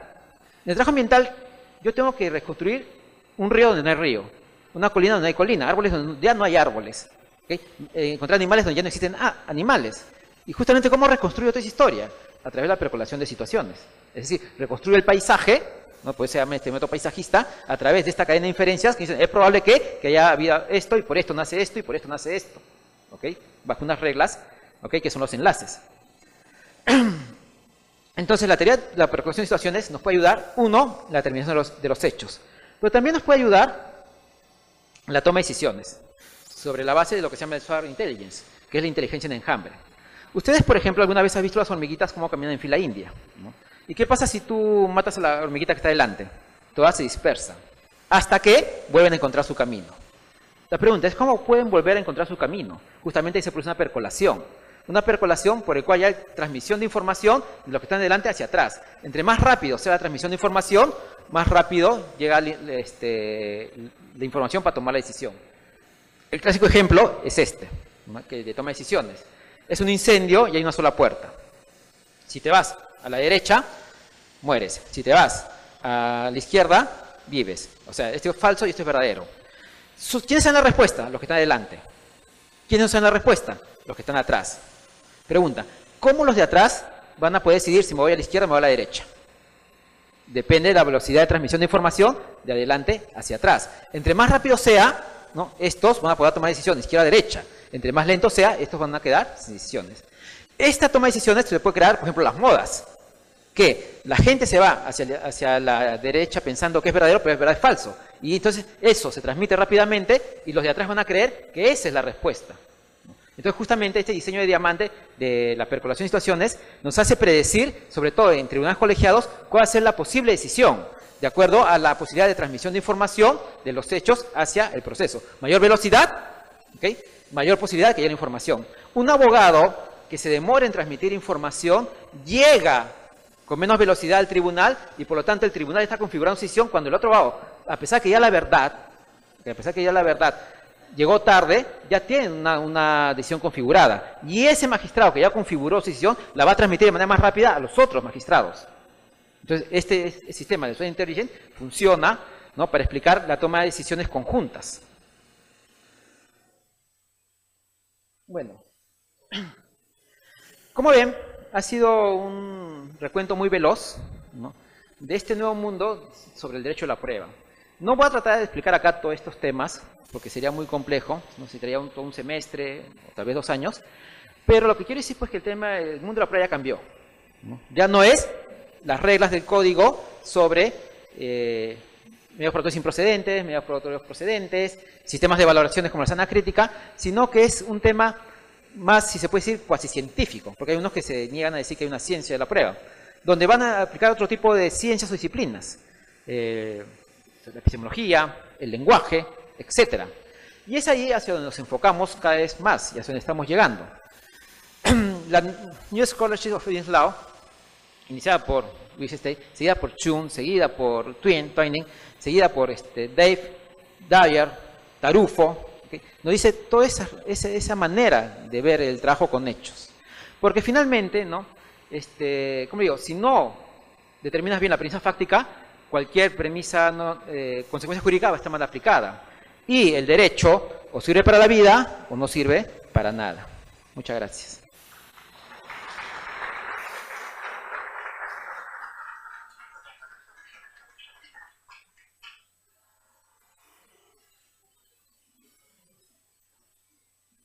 Bien, vamos a abrir un espacio de preguntas. A ver, por favor, dan su nombre y a qué se dedican para que el profesor Omar Sumaria pueda responder, ¿ya?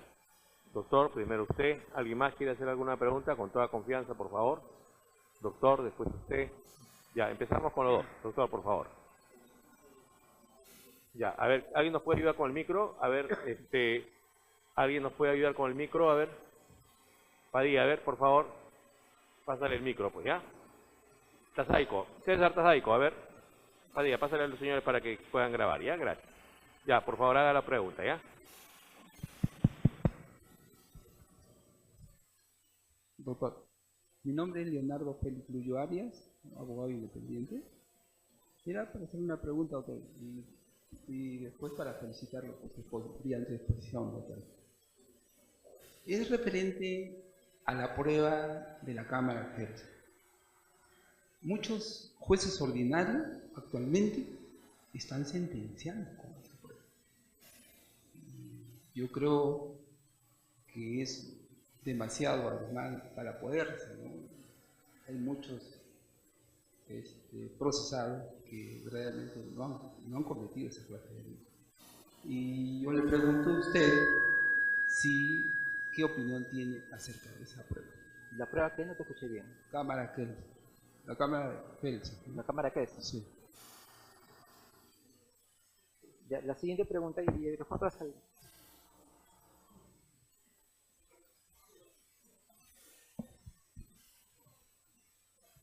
Sí, doctor, buenas tardes. Mi pregunta es si la probabilidad matemática se están aplicando actualmente en los casos judiciales y si nos puede indicar la diferencia que existe entre inducción y valoración, ¿no? Me antes señaló que había una diferencia entre interpretación y la valoración de la prueba.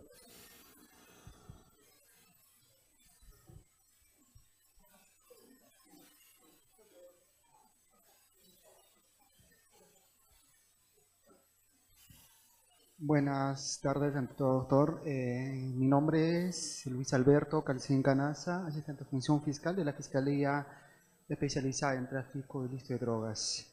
Mi pregunta es lo siguiente, respecto a la prueba indiciaria, ¿hasta qué punto más o menos podría tener efecto esto en una sentencia judicial? Poniendo un ejemplo respecto a delitos de conspiración, por ejemplo, no encontramos ningún kilo de droga, sin embargo existen ciertos indicios o fuertes para poder sentenciar a una determinada persona. ¿Y cuáles serían los contraindicios y los indicios? Una diferencia para tener más certeza, porque hay varios procesos, al menos yo de Puno, en Juliaca, que donde están habiendo procesos sobre,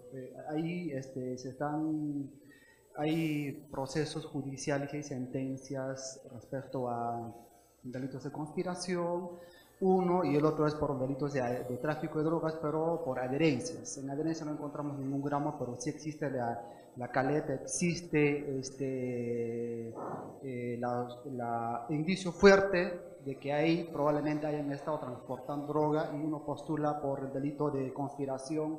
Sin embargo, la defensa, muchas veces la sala penal de apelación dice que no se ha podido acreditar, por lo tanto no hay ningún tipo de acto ilícito en el presente caso. Entonces es un tema que tiene mayor relevancia y nos puede explicar sobre la prueba indiciaria, doctor. Muchas gracias.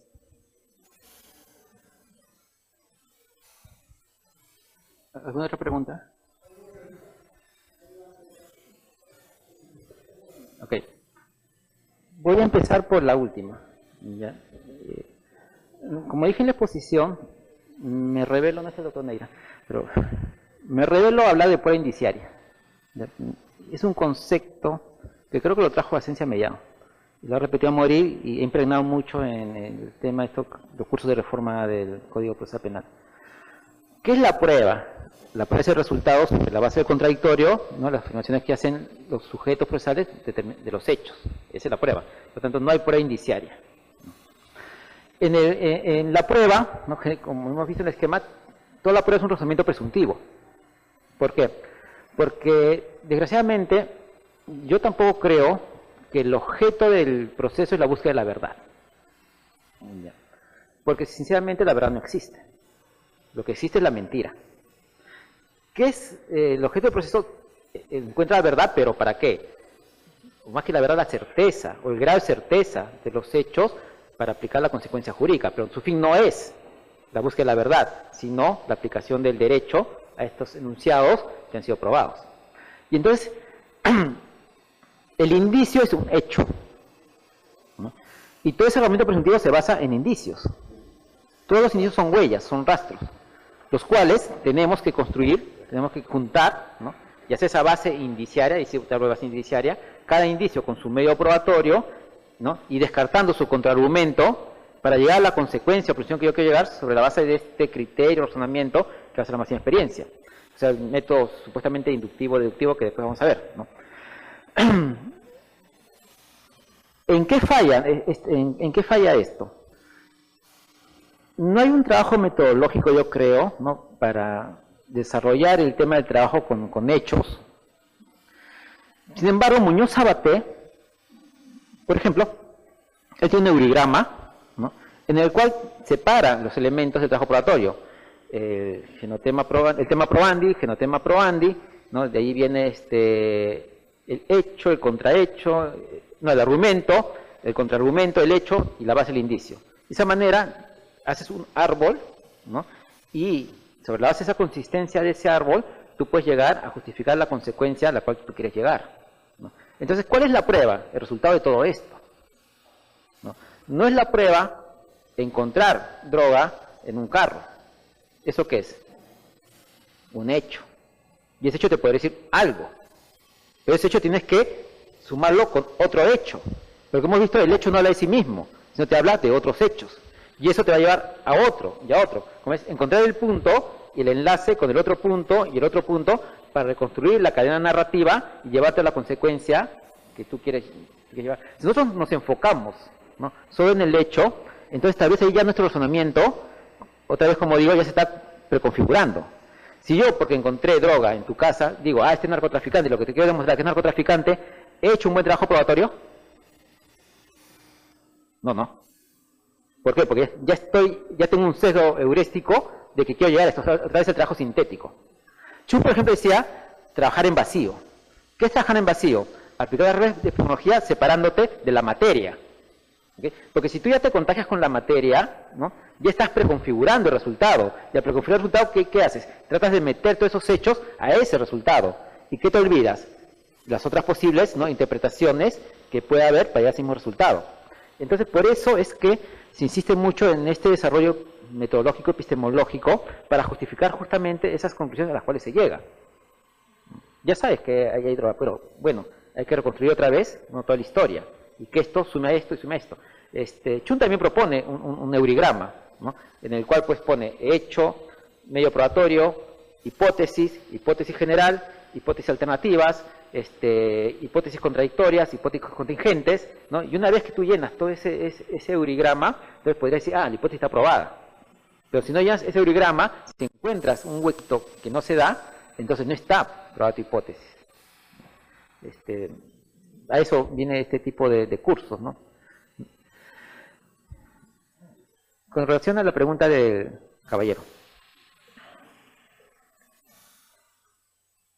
¿En qué se diferencia la inducción del método probabilístico? ¿No? Ya. Primero, el método probabilístico matemático, ¿ya? Ningún juez se atrevió a aplicarlo así como teoría, ¿no? O sea, he aplicado el teorema de Bayes y me da 1 y pues está aprobado. No, nadie. ¿Ya? Ni en Estados Unidos. ¿Okay? El teorema de Bayes no es un teorema nuevo, es del siglo XVIII, sino perdón, del siglo XIX. Sino que se está retomando ahora con esto de la probabilística. Pero, como dije en la exposición, ¿qué es lo importante de este teorema? Que te da un razonamiento, ¿no? Un razonamiento que no solo te lleves por la preponderancia de lo que tú has percibido de manera subjetiva y digas, ¿no?, de esa manera está probado qué, sino que hagas una evaluación con otras posibles teorías y explicar por qué esta teoría vence a las otras, pero de una manera objetiva. No porque me gusta, no porque me parece, sino ¿por qué? Porque he explicado mejor el hecho, porque te he dado mayores datos, porque hay algo que la otra no explicaba, o cosas por el estilo, las 6 posiciones de Popper, ¿no? Y es ahí donde se utiliza pues el método probabilístico, no el modelo matemático, pero sí el razonamiento, el criterio que se puede utilizar, ¿no?, te da un modelo con el cual se puede hacer un razonamiento no tan subjetivo ni tan arbitrario. Y me preguntaste la inducción.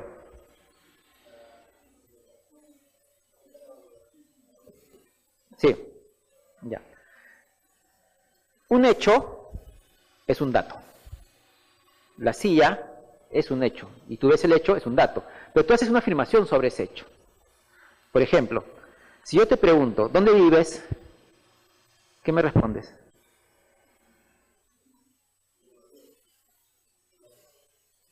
Yo ya te pregunté en qué distrito vives. ¿Ves? Hay distintas respuestas. Alguien dirá, vivo en mi casa, otro dirá, vivo en Villa María, otro dirá, vivo en Lima, otro dirá, vivo por acá cerca. ¿Ok? Entonces, tenemos distintas apreciaciones, ¿no?, subjetivas de acuerdo a un hecho. Esa es la interpretación del hecho. Interpretamos el hecho de acuerdo a lo que nosotros queremos ver, ¿no? Si te digo, ¿por qué los pájaros vuelan? Alguien me dirá, porque tienen alas. Otro me dirá, porque, no sé, la fuerza de la gravedad y la fuerza de sustentación y el impulso y la reacción y el perfil aerodinámico de las alas, no sé. Otro me dirá porque quiere llegar a un lado, ¿no? Obvio, es una respuesta también, todas son válidas, ¿ok? Entonces estoy interpretando un hecho de acuerdo a lo que yo quiero decir. Ese es interpretar el hecho. Pero el tema de la evaluación es otro. El tema de la evaluación es, ok, ¿no? Esa interpretación, o sea, esa afirmación que yo hago del enunciado, ¿no?, ¿es verdadero o es falso? Y es ahí que entra el tema de la valoración, es decir, verdadero o falso. Es una cuestión de interpretar y otra cuestión es valorar. ¿Sí? Y la última pregunta, ya, tu pregunta es interesante, pero no solo con relaciones a pruebas, sino ya tiene que ver con la prueba científica. La prueba científica en general, ¿no? Escribía Luca Det que cada etapa de la historia tiene una prueba privilegiada. En un mundo mágico, la prueba era el juramento, ¿no? ¿Por qué? Porque no, el mundo simbólico, pues tú jurabas, ¿para qué? Para estar en bien con Dios y se cumplan las cosas, y los conjuros y esas cosas. Entonces la palabra es importante. Después vienen los testigos, ¿ok? Cuando el mundo se vuelve comunidades, y entonces la participación del testigo es importante para los hechos, en un mundo donde no existía escritura. Cuando aparece la escritura, la prueba importante son los documentos, y todo se basa en documentos, principio de prueba escrita, principio de prueba documental, etc. En un mundo actual, donde buscamos la certeza y estamos desarrollando tecnología, la prueba principal se está convirtiendo en la prueba científica, ¿no? Entonces todo se busca la prueba científica. Pero hay que diferenciar lo que es ciencia de lo que no es ciencia. No todas las pruebas son científicas. Por ejemplo, la cartomancia, la quiromancia, no va a ser una prueba científica. ¿Cuándo va a ser una prueba científica? En el caso, en los Estados Unidos, ¿no?, la prueba científica tenía así como una sinuosidad que ha pasado de credibilidad a descredibilidad. El famoso polígrafo, por ejemplo, ¿no?, que fue muy utilizado en los años 20, cayó en descrédito. ¿Por qué? Porque en vez de polígrafo no te dice la verdad de nada, ¿no? El hecho de que se altere la corriente sanguínea, las pulsaciones, y te pongas rojo, eso no significa que estás mintiendo. O sea, no demuestra nada. Y entonces cayó en descrédito, y ese era el ejemplo de prueba científica. Después salió el ADN, con ADN otra vez viene el tema de la prueba científica. Entonces hubo un caso, el caso el Benedictrin, en el cual se trataba de probar que un medicamento que se dio a unas señoras en gestación hace 10 años habían producido malformaciones congénitas con sus hijos. Entonces, ¿cómo demostrar eso? Y se utilizó la prueba científica. Y entonces, en ese caso, en el caso de Daber, se creó un protocolo epistemológico para la valoración de la prueba científica, en el cual primero tiene que ser una ciencia que está aceptada. Y quien propone la prueba de ser perito tiene que ser una persona reconocida en la materia, y tiene que haber escrito sobre la materia, y tiene que haber sido opuesto esas teorías a otros especialistas. Y eso tiene que tener una suerte de academia que reconoce ese tipo de pruebas. Entonces, son 6 pasos para que esa prueba científica pueda ser considerada como prueba científica. Si no se reúne esos pasos, entonces no es prueba científica. Por ejemplo, hace 2 años, la Corte Suprema hubo una sentencia que de alguna manera legalizó el contrato de vientre por alquiler. Para dar ese fallo, muchos de los considerandos se basan en la sentencia del caso de IBM, de la Corte de New Jersey, en el cual fue lo mismo, ¿no? Una señora que dio su vientre en alquiler, que está mal dicho vientre de alquiler, nomás tenía subrogada, y luego se retractó de la adopción, parece que porque pedía más plata, y entonces se volvió contencioso el proceso, y en ambos casos, tanto en el Perú como en Estados Unidos, se le dio a los padres adoptivos. Ambos por el interés superior del niño. Pero, ojo, y acá se tomó el interés superior del niño como principio, mientras que ya se tomó como estándar de prueba. ¿Qué es estándar de prueba? Que para el caso concreto había que evaluar con quién iba a estar mejor la niña. Pero allá, en los Estados Unidos, hubieron 15 peritajes. La opinión pública estaba en contra de la madre subrogada. Sin embargo, a pesar de esos 15 peritajes y que la opinión pública estaba en contra de esa madre que en principio dio a la niña en adopción, no pudieron romper el vínculo materno-filial. Es decir, le dieron la niña a los padres adoptantes, pero no se rompió el vínculo materno-filial y le dieron un régimen amplio de visitas a la madre. Con lo cual, ¿no?, el interés superior del niño dijo, ninguna de estas pruebas ha acreditado que necesariamente este niño va a estar mejor con su madre natural que con otras personas, porque no puede ver el futuro. 15 peritajes no me lo dijeron. Acá solo hubo un peritaje del equipo multidisciplinario. Y sobre la base de ese peritaje, interés superior del niño, como principio. Y entonces se le dio a los padres adoptantes, ¿no?, y se extinguió el vínculo materno-filial con la niña. Con lo cual, de una manera, se producen incentivos para este tipo de prácticas. No sé si ven la diferencia en la valoración de la prueba científica en ambos casos. Se tiene que hacer un protocolo de oponibilidad de la prueba científica y, de tal manera, hay también un sistema distinto, que es la preferencia, la deferencia y el dictamen. Cuando el perito se vuelve el dictaminador, ¿qué hace el juez? El juez lo único que hace es recibir esa información y sobre la base de eso, resolver. En cambio, cuando se da el tema de deferencia, una deferencia es reeducación. El perito informa, pero es el juez quien, si quiere, toma esa información sobre la base del protocolo epistemológico o puede volver a someter a revisión, si no le convence. Totales sistemas distintos. ¿Qué sistema tenemos en el Perú? Parece que el de la deferencia. Y por eso todavía se habla de dictámenes periciales en lugar de informes periciales. Con lo cual, pues, muchas veces la decisión del juez está sometida a lo del perito, cuando debe ser al revés, ¿no? Pero este tema de la prueba científica también ha creado lo que se llama el síndrome del CSI. ¿Han visto la serie CSI? ¿No? En la escena del crimen, donde un equipo de médicos forenses reconstruyen la realidad en 3D, y químicos, y biólogos, y físicos, y todo lo demás, ¿no? Bueno, ¿y eso qué ha hecho? Que en muchos casos se piden ese tipo de pruebas, cuando a veces son difíciles de practicar o imposibles, porque ese laboratorio solo existe en Hollywood. No existe, no hay ningún laboratorio que pueda reconstruir la realidad así. ¿Okay? Sin embargo, sobre la base de esa idea, ¿no?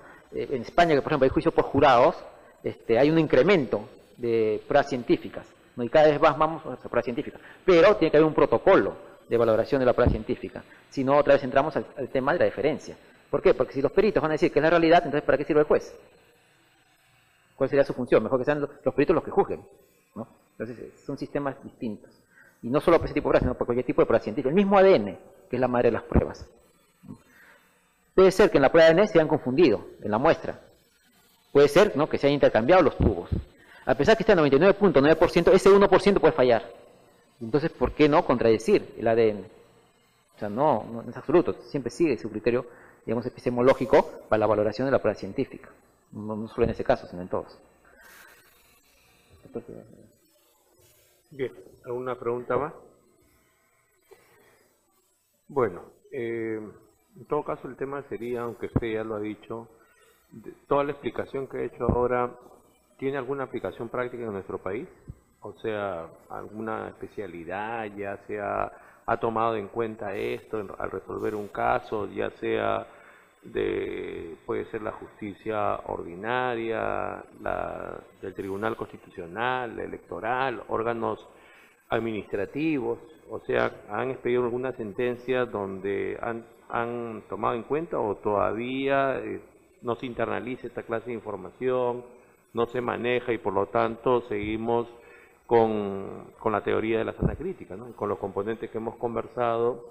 Y en todo caso, desde la teoría que usted ha planteado, si tuviéramos que medirlo de 0 a 20, ¿cuánto importaría epistemológicamente la valoración y motivación de la prueba que venimos haciendo? Bueno, en realidad, la literatura de la cual yo les he conversado, la mayoría no tiene acceso. Los libros están en inglés. Y por lo tanto, en la universidad, ¿a qué te remites? A leer David Echeandía, ¿okay?, o Jairo Parra. Lo más moderno que encuentras es Jairo Parra. Algunos ya están leyendo Tarufo, ¿okay?, pero Schum, Dave, Twining, entre otros, no llega esa literatura. Susan Haack tampoco llega. De tal manera que esta nueva escuela de Levi's Law, aquí en el Perú, está en ciernes, ¿no? Recién está desarrollando doctrinariamente y académicamente. Y parte de mi interés en participar en estos foros es eso, decirles que hay algo más allá de lo que se ve acá, ¿no?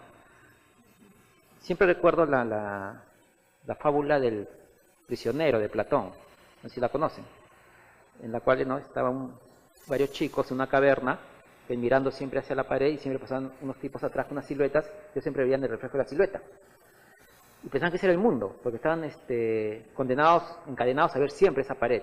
Hasta que uno se escapa y sale a la superficie y ve la luz, ve primero la luz, luego ve el agua y su reflejo, que tiene también un contenido simbólico, ¿no? El cielo y el hombre, en fin, los colores, y regresa y les dice a los demás, oye, el mundo no es así, el mundo es distinto. ¿Y qué hacen ellos? Lo matan. Sencillamente, no estás loco, ¿no? Y siguen viendo hacia la pared. Y creo que en el hecho pasa lo mismo, ¿okay? Cuando es muy fuerte, pues, tradicionalmente, esta manera de prueba, estas ideas nuevas no son entendidas, son rechazadas por no ser entendidas y menos van a ser aplicadas. Pero creo que ya vamos hacia un cambio, toda vez que esta distinción entre civil law y common law cada vez es más estrecha, ¿no? Cada vez más nos confundimos. Tenemos el sistema de precedentes, hay que trabajar con hechos, de alguna otra manera está entrando, los arbitrajes y cosas por el estilo. Entonces, necesariamente, pues, estos nuevos conocimientos, tarde o temprano, tienen que llegar. Y después de llegar y desarrollarlos académicamente, vendrá la parte práctica. No creo que ningún juez todavía se atreva a poner en su resolución, ¿no?, un modelo de programa de Whitmore. No creo. Pero yo creo que de acá a 5 años, o sea, sí, van a trabajar con Whitmore, con Twining, con Susan Haack o por el estilo. Así eso vamos, ¿no? Porque el derecho va funcionando, va cambiando. Claro. Bueno, justo hablábamos antes que usted llegue que tenemos un acuerdo plenario penal del 21 de junio del 2016 sobre la valoración de las pericias médico-legales, y antes el caso de Ollarse, del Estado Monumental, donde a partir del caso Dauber versus Merrell, de la Corte Suprema Norteamericana 93, que usted ha citado, y donde están los presupuestos para que sea confiable una pericia, para ver el tema de la controlabilidad, ya lo tenemos nosotros y es un inicio. Pero en todo caso, nosotros hemos presentado acá hace 5 semanas un libro de una mexicana que se llama Carmen Vázquez, que es investigadora de la Universidad de Girona y que trabaja directamente con el profesor Jordi Ferrer Beltrán, que son filósofos del derecho, que su tesis doctoral la ha convertido en libro y que se llama De la prueba científica a la prueba pericial. O sea, al revés, lo más difícil hoy día es la prueba científica, pero ella, haciendo una investigación maravillosa sobre eso, la prueba científica, ha descubierto que hay un montón de problemas en general en la prueba pericial. Ese libro hoy día está en la mejor librería jurídica que tenemos en el Perú, que queda en la cuadra 16 de la avenida 2 de Mayo, y pueden encontrar cualquier cantidad de bibliografía jurídica, la más actualizada de todo el mundo, que se llama Comunitas. En la cuadra 16 de 2 de Mayo en San Isidro, a la espalda de la cuadra 16 de Javier Prado Este, tienen la mejor librería con libros originales que hay en el Perú, de libros de todo el mundo. Y justamente Carmen Vázquez, él acaba de citar 2 veces, lo he escuchado esta noche, a Susan Hack. Susan Hack es la más grande científica que tenemos hoy día, y esta profesora Carmen Vázquez utiliza 20 libros de Susan Hack para hacer ese libro. Y hay otro norteamericano que es más famoso de Susan Hack, ¿cómo se llama? Ronald Allen. Ronald Gale. Cita 40 libros de Ronald Gale. ¿Por qué? Porque Carmen Vázquez es bilingüe. Entonces, yo me sorprendí cuando leí el libro, lo revisé para presentarlo, porque empecé a ver la bibliografía, que es lo primero, primero la presentación y después la bibliografía para entender el libro en forma general, y del 100% de bibliografía, que serían unos 400 libros, citaba 3 españoles, nada más. Todos los libros eran norteamericanos y en inglés. ¿Por qué? Porque estamos en la revolución del tema de la prueba. Así que, si pueden, consigan ese libro de Carmen Vázquez, de la prueba científica, la prueba pericial. Obviamente los libros de Tarufo, todos los libros de Tarufo que hay, tienen muchos libros. Tarufo, que es la máxima autoridad hoy día, el gurú de la prueba científica, de las técnicas forenses. Y bueno, el profesor Omar Sumaria también tiene varios libros publicados, y bueno, el tema es ese, ¿no? Vamos camino a eso, poco a poco, lento, porque son mitos que tenemos, y además, como siempre en todas las reformas, ¿qué es lo más fácil? Continuar haciendo lo que ya sabemos, ¿no? Porque, imagínate, a estas alturas de la vida, empezar a aprender todo lo que el profesor Sumaria ha dicho, empezar de nuevo, no me va a quedar tiempo para vivir, es lo que mucha gente va a decir. Pero todos ustedes que están en el auditorio son jóvenes, y por lo tanto ustedes van a ser los que se van a encargar de hacer esta revolución, y además, ¿saben qué significa al final? Garantías, para que el proceso penal pueda dar la respuesta que corresponde lo más seguro posible, y por lo tanto tenemos que continuar aprendiendo. Profesor Sumaria, muchas gracias. A nombre de la Escuela de Formación de Auxiliares Judiciales de la Corte de Lima, le entregamos un diploma, y a todos ustedes por su asistencia. Lo despedimos con un fuerte aplauso, profesor Sumaria.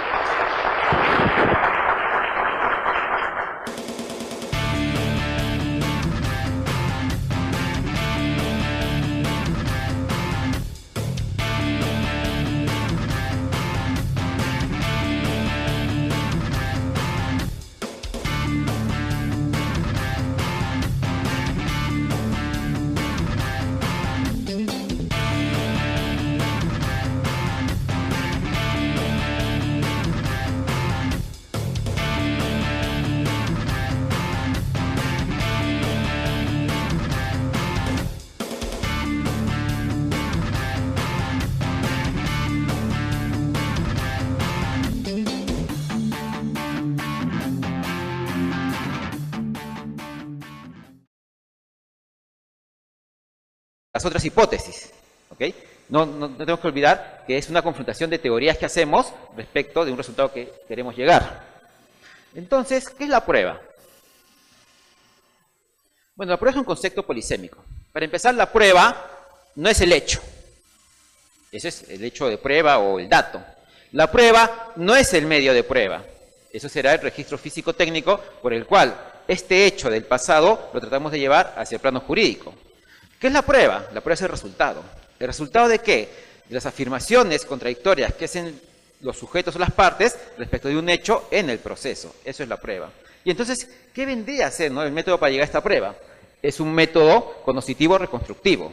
Es decir, vamos tomando, ¿no?, una idea, un sentido a esas afirmaciones a través de la reconstrucción hacia atrás de lo que queremos. La prueba tiene una función epistemológica. ¿Por qué? Porque nos lleva información, nos da un contenido de información para que esos enunciados que hacemos respecto del hecho, podemos decir, ¿es verdadero o es falso? Es decir, siempre tenemos que tratar con proposiciones. ¿Y qué son proposiciones? Enunciados con contenido determinativo de verdadero o falso. En materia de prueba, esas son las afirmaciones que tenemos que trabajar, las proposiciones. Entonces, a través de esas proposiciones, ¿qué es lo que generamos? Un método cognoscitivo reconstructivo, o sea, hacia atrás. Y viene el gran problema. ¿Para qué sirve la prueba? Para determinar, ¿está probado qué? ¿Cuándo podemos decir, está probado qué? Acá hay una cita de Jordi Ferrer. Él dice, diferencia en el contenido de la declaración del juez al decir, está probado que, con relación a la declaración de hechos probados, realizada en términos de su aceptación de la proposición fáctica que se declara probada, sobre la base de los elementos de juicio disponibles en el proceso y el estado mental del juez al aclarar la creencia, convicción o certeza de los hechos probados. Si leemos así esa cita, no entendemos nada. ¿Okay? Va a ser una cita un poco confusa. Pero vamos a disgregar esa cita. Y entonces nos vamos a dar cuenta que hay tres maneras de entender el está probado que. Lo primero es la fuerza del está probado que. ¿Qué significa la fuerza?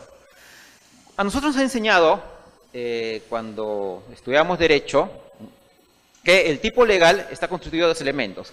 Los elementos normativos y los elementos descriptivos. ¿Okay? De tal manera que decimos que se aplica la norma cuando estos elementos descriptivos, o sea, los hechos, subsumimos en el elemento normativo, ¿no? Esa tarea de subsunción. Y entonces, cuando se dan o se cumplen esos elementos descriptivos y se aplica la sanción jurídica, o sea, se construye la estructura S, entonces C, supuesto de hecho, consecuencia jurídica, entonces decimos, está probado que. El problema de ver de esta visión, ¿no? Que se basa en el positivismo, o sea, en la regla, en la aplicación de la regla, es que nos fijamos más en el resultado que en el supuesto de hecho. Nos estamos fijando más en la fuerza, o sea, en la aplicación de las consecuencias jurídicas, más que en la fijación de los supuestos de hecho. Porque lo que estamos, el polo norte, el objetivo es la aplicación de la consecuencia. Y ahí decimos, la fuerza le está probado que. Pero eso solo no puede significar está probado que. Está probado que también hace referencia al resultado conjunto de la actividad probatoria que se hace dentro del proceso. Con lo cual podemos llegar a distintos resultados. Está probado que como sinónimo de es verdad que. O está probado que como sinónimo de que el juez en este caso ha establecido que. O está probado que como sinónimo de hay elementos de juicio suficientes a favor de. En este caso no estamos hablando de la construcción de la estructura normativa. Supuesto de hecho, consecuencia jurídica. Aquí, ¿qué estamos hablando? Del resultado, ¿no? del resultado de la actividad de valoración dentro del proceso, que nos puede llegar a distintos niveles. A decir, es verdad, hay elementos suficientes, o el juez ha establecido que está aprobado. Pero también está aprobado que tiene relación con el significado, o sea, con la actitud mental del juez. El juez puede decir, está aprobado que cuando tiene la creencia, no, que está aprobado, o cuando tiene conocimiento, para decir que está aprobado, o cuando acepta que eso está aprobado. Aquí no estamos hablando de la construcción de la estructura normativa, no estamos hablando del resultado de la actividad probatoria, sino estamos hablando del estado mental del juez. Entonces, como ven, ¿no? Hay tres maneras distintas de entender está probado que. Uno, la fuerza, o sea, la función de los hechos para aplicar el derecho. Dos, el resultado de la actividad probatoria. Y tres, el significado, o sea, el estado mental del juez. La pregunta es que cuando los jueces dicen está probado que, no te dicen qué están entendiendo por está probado que. No te dicen si están aplicando la fuerza, si están aplicando el significado. Es que el tema del derecho a la prueba ha cambiado. Ya no es como se estudiaba en las universidades antes, hechos constitutivos, hechos impeditivos, hechos modificativos, sistemas de valoración de la prueba, sana crítica y reglas para actuación de la prueba. No, ahora el mundo de la prueba es mucho más amplio.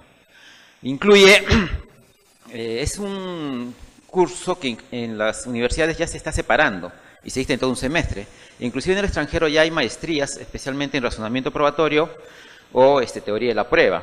Es más, el nombre ha cambiado, ni siquiera ya se llama derecho a la prueba, porque cuando hablamos de derecho a la prueba, hablamos de las reglas jurídicas para la prueba, pero la prueba es un tema transversal, es un tema multidisciplinario. Entonces van a entrar otro tipo de disciplinas, la lingüística, la semiótica, la estadística, etcétera. Y entonces se vuelve ya una materia mucho más amplia y mucho más compleja que decir solo derecho a la prueba.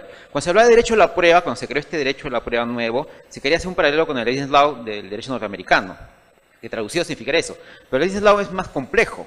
No es solo las reglas de admisión y exclusión de la prueba, sino también entra el tema de cómo captar los hechos, cómo interpretarlos y después cómo valorarlos para de esta manera tener una premisa sólida para decir está probado que. Y viene el gran problema, ¿cuándo podemos decir está probado que?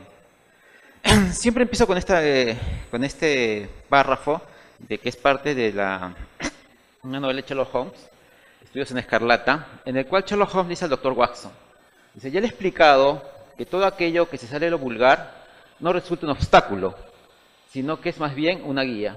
El gran factor cuando se trata de resolver un problema de esta clase es la capacidad de razonar hacia atrás. Es una cualidad muy útil y fácil, pero la gente no se ejercita mucho en ella. En las tareas de la vida cotidiana resulta de mayor utilidad razonar hacia adelante y por eso se les atiende. Se echa al olvido la posibilidad contraria. Por cada 50 personas adiestradas en el pensamiento sintético, no encontrará usted arriba de uno con talento analítico. Son muchas las personas que, si les describe una serie de hechos, anunciarán cuál va a ser el resultado. Son capaces de ordenar en su cerebro los hechos y deducir que han de tener un efecto determinado. Sin embargo, son pocas las personas que, diciéndose usted el resultado, son capaces.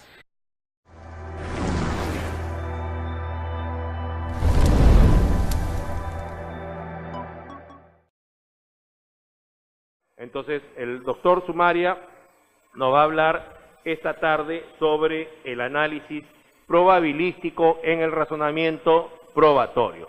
El doctor Sumaria es abogado por la Pontificia Universidad Católica del Perú, tiene maestría en Derecho Procesal en la Universidad del Rosario, Argentina, es doctorando en Derecho Procesal en la Universidad de Medellín, Colombia, es vicepresidente del Instituto Iberoamericano de Derecho Procesal, es miembro de la Asociación Internacional de Derecho Procesal, es profesor en Derecho Procesal de la Universidad Inca García Solavega y AMAC, y ahora va a ser profesor de la Escuela del Ministerio Público, porque ahora hemos invitado acá 30 participantes de un curso que son asistentes fiscales de tráfico de drogas, están acá con nosotros hoy día, justo me invitaron a mí a hacer una capacitación esta tarde y yo hablé de usted, y así que usted está siendo convocado también por la Escuela del Ministerio Público para que haga conferencias respecto a este tema que es de su especialidad. Entonces, recibimos con un fuerte aplauso al profesor Omar Sumaria Benavente.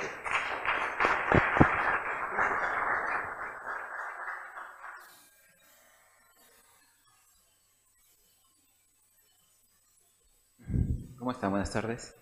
Bueno, agradezco la invitación del doctor José Neira, un gran amigo, un excelente magistrado, quien siempre se preocupa por estas actividades extraacadémicas, ¿no? Y de alguna manera me involucra en el tema y hace que estemos hoy día todos reunidos. Y me siento muy contento de estar en este auditorio, siendo las 6 de la tarde, un día miércoles, un poco preocupado, porque ustedes podrían estar con sus hijos, sus esposos, sus esposas, sus amantes, con quien quieran, ¿no? Pero prefieren estar acá. Con lo cual puedo pensar dos cosas, o que son masoquistas o les gusta el derecho. Entonces voy a pensar que les gusta el derecho y vamos a conversar con ustedes de este tema. Veo exalumnos acá. Bueno, es una charla, o sea, no vamos a poder desarrollar a fondo lo que es el análisis probabilístico, sino es una introducción al análisis probabilístico. Lo que quiero mencionar acá es de extraer de lo más profundo de su propia conciencia los pasos conducentes a este resultado. Poca gente son capaces de recorrer el camino contrario. A esta facultad me refiero cuando hablo de razonar hacia atrás, es decir, analíticamente. En ese párrafo podría estar resumido todo lo que es el tema de la prueba. Porque en el tema de la prueba, generalmente, ¿qué hacemos? Nosotros razonamos siempre, la mayoría de las personas, hacia adelante, y nos planteamos un resultado, y después tratamos de acomodar los hechos como si fuese una plastilina a ese resultado que queremos. Y nos olvidamos que pueden haber distintas alternativas que podrían explicar ese mismo resultado con los mismos datos. Por ejemplo, supongamos que alguien acá, alguien que es casado, piensa que su esposa está en la casa esperándolo con su cena. Es más, se comunica con la esposa por teléfono y la esposa dice, te va a preparar tu plato favorito. Y le manda una fotografía que está preparando el plato. general, pasó que el expositor no vino, entonces salieron temprano. Y este señor quiso dar una sorpresa a su esposa, llegando antes. Y justo cuando sale, ve que su esposa está entrando al hotel que está al frente con una persona que él no conoce y que no es él. Entonces, ¿qué podemos pensar que ha pasado? La mayoría se ríe, justamente ¿por qué? ¿Por qué se ríen?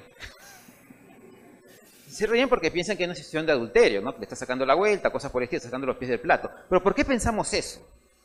Pueden haber, ¿no?, distintas hipótesis que con esos datos expliquen el resultado. Puede ser que la esposa vino temprano, más bien para la sorpresa al señor, y un turista le dijo que a ver si la podían orientar a un hotel. Puede ser que vino un familiar inesperadamente, y entonces ella también, como estaba cerca de la conferencia, fue y lo alojó ahí. Puede ser que alguien le preguntó, fue a una entrevista, a un negocio urgente, que se iba a realizar dentro del hotel.